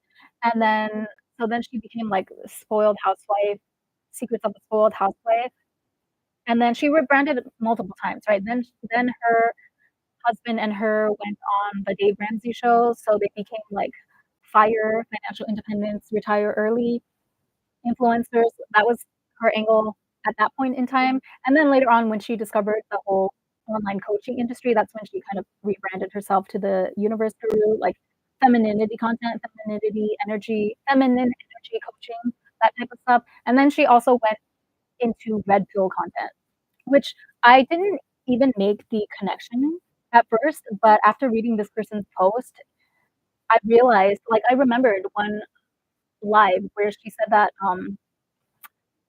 this is how slimy she is, right? The way that she framed it, she made it seem as though she was just, like, so horrified by all the red pill content going out, 'cause she was talking about Andrew Tate, basically, but then she was making this whole show, she was putting on this whole act about how, like, "Oh my god, I don't even want to say his name, but there's this male influencer that is just spreading all of this toxic masculinity messages to young boys, and I'm just so scared, like, that's why you guys have to give me money, that's why you have to give me thousands of dollars for my courses so that I can set humanity on the right path so that the masculine and the feminine can work in harmony again, and that we stop all of this conflict because I just can't believe that this toxic male influencer is gaining so much traction and I don't even wanna say his name." That was her way of, like, giving herself an alibi. She was framing it as though she was so appalled by the Andrew Tate red pill type of content out there that that was why she was going so hard on her channel, like her brand of femininity or sprinkle content, and then she used that, right? She used, like, our collective, I don't wanna say hatred, but, like, our people who follow femininity content, by definition, don't really agree with content, and so she was using that as a way to convince us as to why we should support her content, which includes paying her lots and lots of money for her intensives and her courses. And looking back, like, it's so obvious, I can't believe even I missed it, but she was clearly watching Andrew Tate and, like, taking notes from him, just like she was taking notes from Sadia's psychology, but since Sadia is a woman, she was safe to endorse, right? That's why Mina jumped on the Sadia psychology bandwagon so fast and was so quick to endorse her. Do you remember when she was gushing about her because, like, she was just so excited to see another Desi woman, and she said all this stuff, like, before properly vetting her, she already was applying the halo effect to Sadia's psychology that, "Oh my god, she's so poised and beautiful," and I could just tell that she was, like, Desi, she was from my culture because she just has that poise and sophistication that I can tell this is what my culture exemplifies, and, I'm not saying that Desi culture is not full of people like that, but the way that she was projecting so hard onto Sadia's psychology, and then come to find out Sadia was saying some questionable stuff, displaying some questionable basic babe-like behavior, and then Mina, like, started pulling back immediately. I heard from someone, that she was, like, crying, throwing up, shivering, shook behind the scenes when she dug a little more because she got a lot of backlash immediately from her followers for supporting Sadia, and and then she, like, in typical Mina fashion, she got really defensive and said that, "Well, you guys, just because I endorse somebody, just because I support their message, doesn't mean that I support every single thing that they say." This is her typical gaslighting, right? Like, she's always constantly moving the goalpost. Everything is the fault of her viewers. Everything the onus is always on her subscribers, it's never on her, right? I thought you wanted fame though, that's what this is. Like, this is what you have to deal with. This is what celebrities and, like, actual famous people in the public eye have to deal with on a daily basis. If you're not cut out for it, you should, go back to real estate. I don't know. Which I'm not even saying that as okay, so, like, people were saying that, she should go back to real estate, she should get a real job, and I agree, but I'm not even saying that as a dig to her. Like, one thing that I'm actually so happy about after removing myself from the brain fog of this whole ordeal is that So right now I'm fun employed, right? You guys know my dad passed away suddenly in December, and I just kind of, reached my breaking point emotionally where I left my previous position at the end of April, and so now I'm looking for another job, and but it's actually very, like, I mean, obviously, I have a sense of uneasiness, like, I'm just can't wait until I find the next position and I'm able to secure my income again, so that I can pay for my life, but I'm also, like, now that I'm free from this whole getting paid to exist thing, which is still a fun idea to entertain, like, I'm still full don't get me wrong, I'm still fully in my soft girl era femininity kick, but I feel like I was so caught up in the idea that you had to get paid for doing the least amount of work possible, like, uh, this is the value that Mina taught and pushed a lot in her content, and so I feel like now that the bubble has been burst, like, the illusion has been burst with her, the spell has been broken, I'm, like, finally I'm reaching a really good, really grounded balance that is grounded in reality. It's not just like, I'm able to sit back now and separate the fantasy from reality. Not that you can't achieve your fantasy dream life or anything, but I'm able to, like, enjoy both aspects equally, you know? I'm not trying to force this fantasized, idealized version of my life into reality, like, without just with I think it's fine to be delulu in a, practical way, but it's not like I'm not feeling all of this dissatisfaction anymore, like, just because I cannot be paid to exist the way that Nina pushes that that's the only way to be as a feminine woman, you know? Like, now I'm actually enjoying the process of finding another job. I know, I can't believe I said that out loud. So, does that mean that I think that women should work, as hard as men and pull their weight and be 50-50 in relationships? Like, absolutely not, okay? But now I'm, like, kind of again, I'm looking at things from a rational perspective again that, okay, we live in the 21st century. There are a lot of benefits to working for women. It gives us a lot of autonomy, right? Like, it's it greatly reduces it reduces our vulnerability to men in the sense that if you happen to end up with a guy that, is abusive, whether emotionally or physically or financially, that historically in the past, like back when women were not allowed to work or that when our career options were limited, that was a very sticky situation that was hard to get out of for a woman that was solely dependent on her husband for providing her, with all of her needs financially, right? So, like, nowadays, that's one of the yes, like, I understand and I totally am in support of the whole non-50-50 movement. Like, I've never done that with a guy before in my life either, so it's not something that like, it's not something I've ever experienced, it's not something I care to experience. I have met, like, a handful of guys who try to do that. Usually the men who have that mentality, they make it very clear from the get-go, though, so I can just, write those off as non-prospects immediately. But I also, like I think, like, it's very important to realize that there is a reason that the the feminism movement has prevailed for this long, and I think at the end of the day, there are more benefits than drawbacks, right? Because now we have like, it's better to have autonomy and to have the opportunities available to us and then pull back, you know what I mean? It's better to have all the opportunities and then go for them, and then maybe you find out down the line that, "Okay, I actually don't really wanna be a career woman, like, I don't like having all of my feminine energy zapped by my work. I don't like being put in my masculine in this, uh, corporate career or this particular career path that I've chosen. So now it's time to recalibrate and think, what do I want? Am I okay? Like, do I want to find a high earning man who is able to provide for me and who wants kids so that I can settle down and be a housewife? Or um do I want to have the option of working from home that, okay, maybe I don't wanna give up my career completely. Maybe I'm not satisfied with the whole corporate rat race type of grind, but maybe I still want to do some sort of business for myself, just for my own personal fulfillment. So now, like, You know what I mean? It gives we have so much freedom now that we can choose to like, we have the ability to support ourselves independently while we decide exactly what we want in a partnership with a man, and then we have the ability to sit back and, like, really make a rational decision because it's not clouded.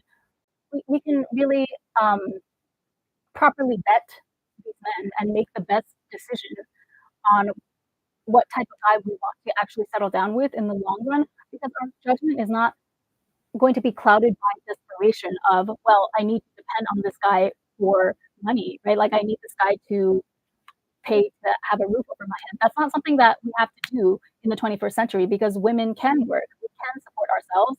And so I think like that autonomy is very, very valuable. And it was really downplayed by a lot of the content that Mina and other similar femininity content producers put out. I was shocked to see that she is that much drama. I used to follow her at Gina and I stopped 1 year after that. Good for you.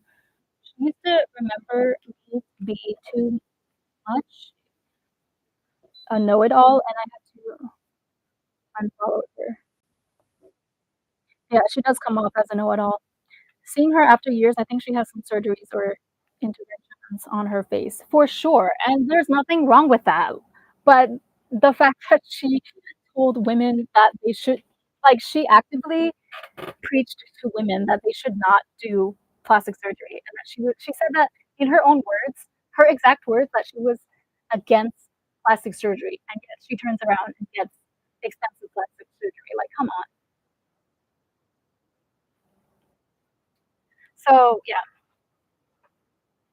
So now I'm having fun during my job search. I mean, as fun as you can as much fun as you can have while being unemployed until the benefits run out, right? The unemployment benefits. But yeah, like, now I'm do I want to work? No, I do believe that women should get paid for just existing. However, unfortunately, that's not the society that we live in, so we're just gonna have to make the best of the situation that we're in right now, which is capitalism, which is not the worst that it could be, right? Better than fascism, can we all agree? And so I'm just having fun in this stage of my life, and I've let go of the idea that, "Oh, I need to be, like, resting in my feminine and having passive income streams online and having all of these women buy my courses for thousands of dollars." Like, I completely let go of that idea. I never even wanted to be a life coach in the first place, but somehow Nina had me thinking that I needed to do some sort of online course selling business. And so there was always like, I was measuring myself up, I was comparing myself to somebody in a career path that I originally didn't even care to pursue. And so now that I'm free from that, I can just focus on, okay, so what's the next move that I want to make in my career? Like, what sounds like a fun job that I would genuinely have fun doing for the time being, right? Like, not forever. I'm not the kind of person that enjoys showing up to an office every day and grinding like a man for a corporate job, but that's every job is not like that. Like there are plenty of typical 9 to 5 jobs out there that are better suited for women who want to have a softer life, right? Like that's why there's a lot of companies now that advertise that as one of their selling points. That they make it, they're voted as very easy to work for for women because life can change with a drop of a hat. Life changes. Yeah. What age do you consider to pull back out of curiosity? It depends. Like, I think it varies from woman to woman, right? I'm not gonna be like Nina and say that you need to follow this blueprint and like get your degree up until age 23, get married at 23, don't even pursue a career, don't put anything on your like her life blueprint that she was saying that I don't even remember all of it because it's just fluff. Um, makes no sense whatsoever in the 21st century in a capitalist society. She was saying that you should get your degree, but then you should get married and then pop a few kids out immediately because your eggs are gonna dry up before you're 30. Oh, watch out, you know? Even though there's plenty of women carrying babies to healthy babies to term in their late 30s, 40s. Like, I'm not saying okay, if you are in a position where you want to have kids and you are able to do it, you find a man that's able to support you and secure you and give you the security that you need to feel before you have a baby. If you're able to find all of that by your mid-20s, good, great for you, but it's not the reality for a lot of women this day and age, and there's nothing wrong with that, you know? We still move no matter what. We make the best of what we have, and so it depends, like, do you want kids? Did you have certain detours early in your life, which you don't have to feel bad about, right? Like, just take an honest look, take an honest audit of your life choices up until now and, really pinpoint, like, what has worked for you and what has been to your detriment, and make a vow to yourself that you're not going to make choices from now into the future that are going to set you back the way that certain mistakes or, you know, certain short-sighted choices that you made in the past have, right? All you can do is move forward, with the with the knowledge that you have now, and make an informed decision. Yeah, like, I'm not going to sit here and tell millions of women of different ages, different, ethnicities, in different countries, like, that they have to follow some sort of one-size-fits-all blueprint. That's not possible, and it's not realistic. That's everyone is here on Earth to follow a unique life path. That's kind of the whole point of life, is that you're supposed to self-actualize. Self-actualization is, like, the ultimate goal of every conscious being on this earth, and the path to that self-actualization is different for every single person. It's just like a snowflake, you know? For women having possibilities help us choosing, I think many women in third world countries will take a man they really don't like because they're in need, and I don't want to be in that situation. Yeah, what she's saying is setting up women for failure. Is setting up women for failure. It's setting herself up for success, like, 'cause she will say whatever she needs to say in order to get women to part with their money, like, regardless of whether they're actually a top 1% earner in a first world country or with whether they're from a third world country and they have to take out credit card loans to pay for her ridiculous courses that have, like, no value in them. She can't even get the audio quality right. And then she gaslights people into, um, like, I remember once somebody complained about audio quality of one of her recorded in-person intensives, because you know how she just records them and then she throws them into a new course, and then she'll have an intensive and then she'll charge people astronomical amounts to attend that intensive, even though she doesn't provide you with lunch or dessert or anything, right? She did provide lunch during the Dubai intensive, but that's because it's Dubai, it's not because of, like, her generosity. And so, like, she makes her first round of money from that, and then but then she also records the intensive so that she can later sell it in course to other students down the line. So she has, like, 2 every, intensive that she holds, she manages to get 2 bags out of each of those, but then someone or I guess, like, I'm sure it must have happened more than once. Someone complained to her once that the audio quality was lacking for one of the recorded intensives because, you know, she just, like, places a recording device, down on the table in front of her. So whenever people in the audience are asking questions or having a discussion amongst themselves, it's hard to pick up. Like, it's not the best audio quality. And then she gaslighted that person. Like, she shamed that person essentially into for their, like, valid concern as a paying customer. This person probably paid thousands of dollars for the recordings of that intensive. But then she was like, "Well, you're expecting, like, the same quality of a pre-recorded video where I can control the audio. You're expecting that from a live in-person intensive, which is not possible because it's live, so it's not gonna be, like, the same quality audio that I can produce if I'm just streaming from my bedroom." So, like, everything that you complain about is your fault. It's because you're basic based. Nothing is, nothing is her fault. Nothing is something that she can actually improve on. Like, I'm sure a coach that actually worked in integrity and had the concerns and the interests of their students at heart, I'm sure that if they were given some feedback like that, which is not anything that person was not even talking about the content of what she was preaching in the intensive, they were just talking about the actual quality, right?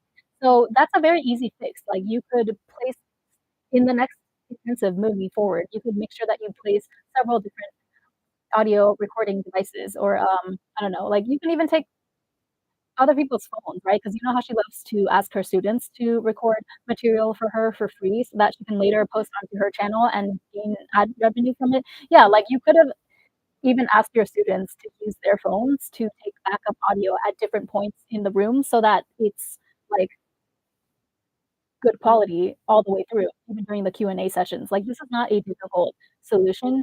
She's just her lazy ass just doesn't wanna do it because that would be actual work for her. What else?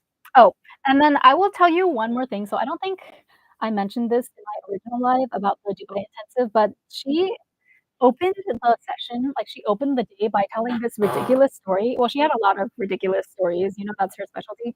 But she told this ridiculous story about how, she wanted to buy an Arabic perfume, which I'm obsessed with Arabic perfumes. I bought so much when I was in Dubai because they smell so much better because, they use, like, better ingredients, and there's oud in a lot of them, and they don't cost as much as the designer brands like Prada or Yves Saint Laurent or things like that.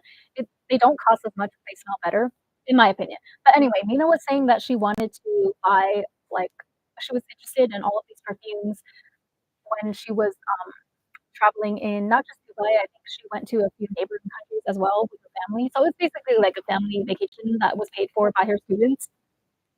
And she was saying how in Dubai, she noticed that all of the perfume shops had no one in them, right? Like, there were no customers going into these perfume shops, even though they were fully staffed with employees, like, standing outside, ready to hand people samples, ready to spray perfume on you, and yet nobody was going in, and she was wondering to herself why.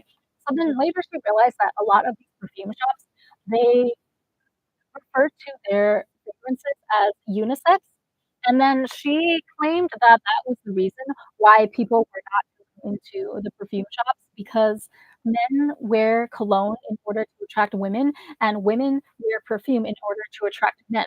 So you have to make it like a gender, like, her claim was that in order to effectively market perfume to the sexes, you have to code it by gender, right? Because that appeals to people's primal instinct to use perfume or use fragrance to attract a member of the opposite sex, which, like, it kinda makes sense, right? Like, I can see there is logic in that, but her okay, somebody pointed out to her that, actually in the Middle East, like, maybe it's because fragrance is not a gendered thing here to begin with, like, everyone wears blue, like, it's not really as segregated.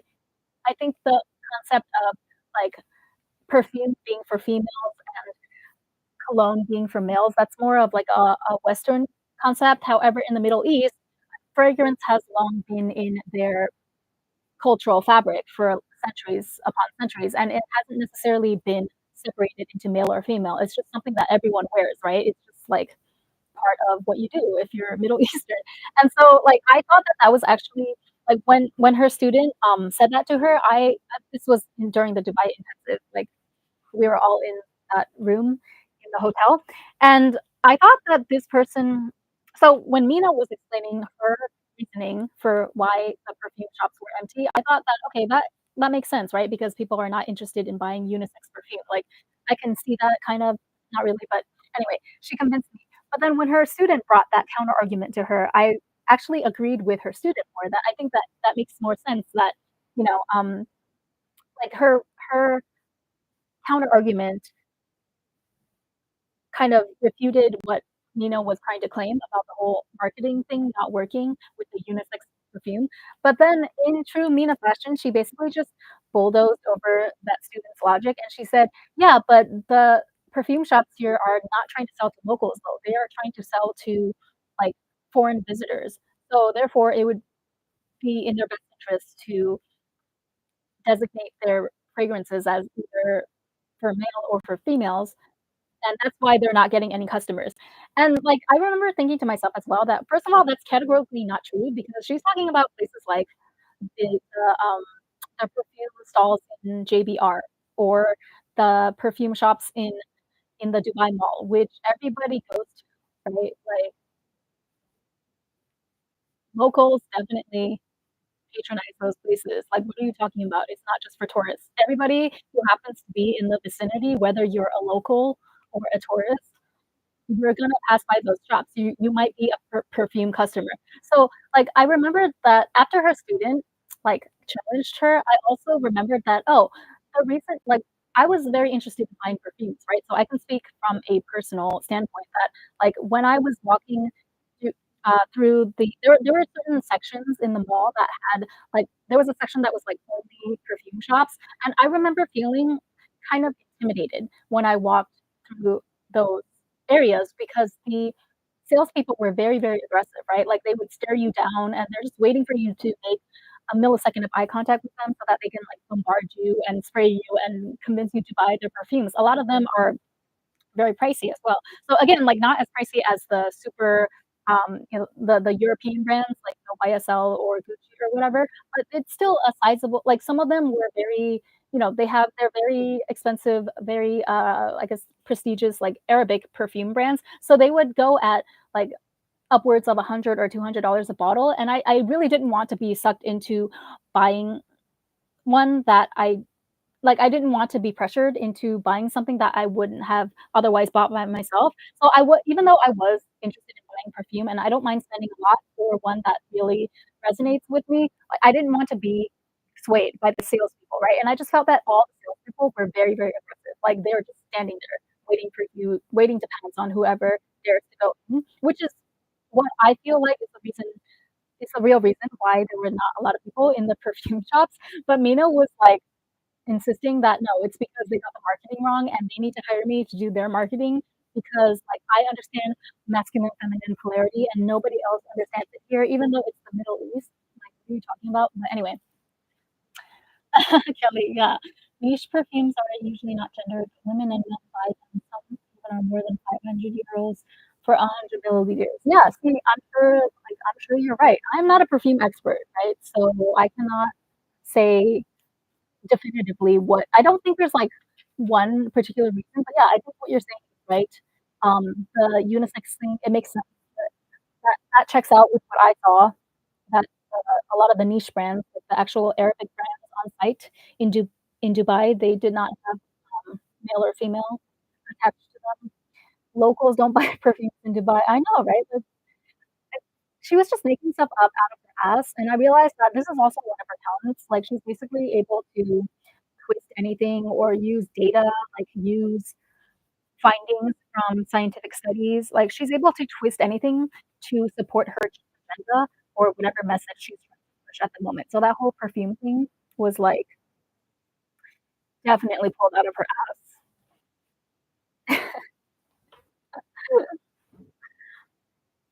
And then she said that she finally bought a perfume from this vendor that actually said that when she asked him, "Is this for females or is this for males?" He said that, "Yeah, it's for females."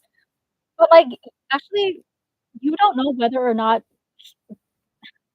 that person could have just been good at sales because, like, that person could have just had a particularly high IQ that when he saw this potential customer was asking if the perfume was for females or males, I think anyone who's, like, socially aware would pick up on the cue that, "Oh, for some reason, it must matter to this person whether or not I label my perfumes as geared towards male or female, and so I'm just gonna go with whatever she says so that I can make this sale," right? Like, so clever, but in actuality, everyone is running circles around her. Okay, I think I've been up here for long enough. I'm starting to lose my voice. I feel like but every time I watch these back, it sounds like regular talking, but I'm actually talking. I feel like I'm shouting. I love perfumes. Me too, Kelly. You wanna know, ironically, I bought, like, so many perfumes when I was in Dubai, but ironically, my favorite one is also the 4th. It's just this little bottle of from Swiss Arabia. It's called L'Oeil Rouge.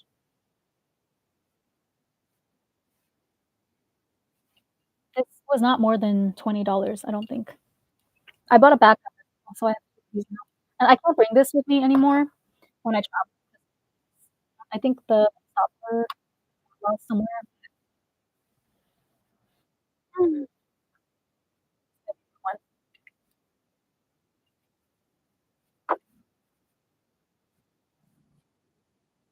Yeah, so now that we're, like, far, far removed and just, like, take that perfume marketing spiel that she went on out of context, it just sounds completely much like everything else that she's putting out these days. But I will say that it's entertaining, so I don't know, like, I can't even be mad.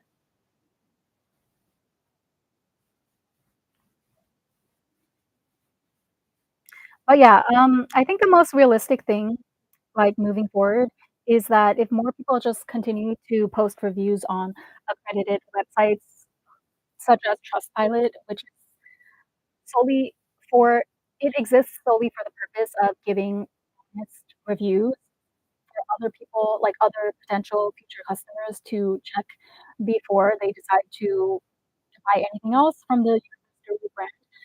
As far as the whole class action lawsuit thing, I don't know if that has legs because I honestly just don't think that anybody in the subreddit is willing to invest that much of their actual real life time and energy into that. So that's no shade, it's just what I personally have an inkling of. You could if you wanna try a niche brand, you could test Liquid Imaginaire. They have a very unique perfumes. I think there's Chauve is a perfume shop in Paris, but it's also near Dubai, Qatar. Okay, yeah, I will check that out. Thank you, Chavoy. But I need to, like, cool it with a shopping meal because I'm trying to relocate to Dubai for real within this year, which again, she wishes she could do, like, she wishes that she was still in her 20s or 30s and able to relocate to one of the hottest cities, one of the richest cities filled with the most eligible bachelors, and, like, actually be able to compete, for lack of a better term, with the other single women there. I mean, not to be mean or anything, but let's say she actually did move to Dubai, like, against Irfan's wishes, and let's say she decided to I don't know, like, I have a feeling that she just can't deal with it, you know? She has this pathology that um, anything she wants, anything she desires, whether it's good or bad, she has to, like, go scorched earth on it until she either obtains it or at least succeeds in creating some facade that she's attained it with her whole, someone called her toxic positivity in the thread because she just cannot I think she's, like, physically unable to be honest. She has to portray her life as picture perfect, even though it's obvious that things are in shambles and her reputation is damaged beyond repair. And if she were to ever come out with an actual apology video, and if the people in this Reddit, if the women in this Reddit, if you guys actually forgive her so I highly doubt this, like, I think the chances of her actually coming out and apologizing are very low because she simply does not believe that she is in the wrong.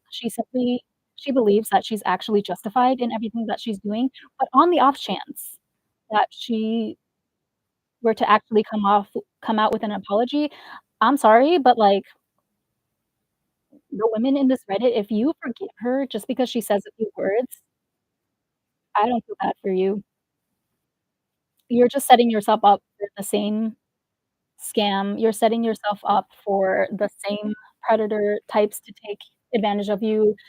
Even if it's not Mina, it's gonna be the next one, the next grifter that comes down the line, there's a lot of them waiting in the shadows, just waiting to take her place, and yeah, come on, ladies, talk about activating your savage side, like, you need to realize that, when you're dealing with people that don't have any scruples, like, you can't play by the rules with people that don't play by the rules, okay? That's just it's an unfortunate, side effect of getting entangled with people like this because they drag you down to their level, whether you want to or not, simply because you're trying to survive, you know? Because there's no way that you're going to survive or win or even protect yourself adequately in the face of someone that doesn't play by the rules. Like, if Nina plays very, very dirty and you guys are over here trying to play fair and give her the benefit of the doubt and say that, well, if she if she admitted to if she, like, owned up to her mistakes, then I would forgive her, like, you're missing the entire point, and you're just setting yourself up to repeat the same, like, narcissist accepting wound that you have for some reason over and over again. Unless you dig deep into yourself and fix the root of that issue, you're going to keep letting these kinds of people in your life and allowing them to influence you because there's some part of you that is, like, hurt, wounded, and you think that the only way to heal that wound is to replay this scenario and, like, somehow conquer the narcissist or somehow have it turn out positively the next time, but it's never gonna turn out positively because the issue is not you, it's the other person. It's these kinds of predators, you know? True, they don't play fair in an unfair world. Alright, so I think that's good enough. It is dark outside and, yeah, I need to get some dinner. Thanks for hanging out with me. Bye, Kelly. Bye, Ariana.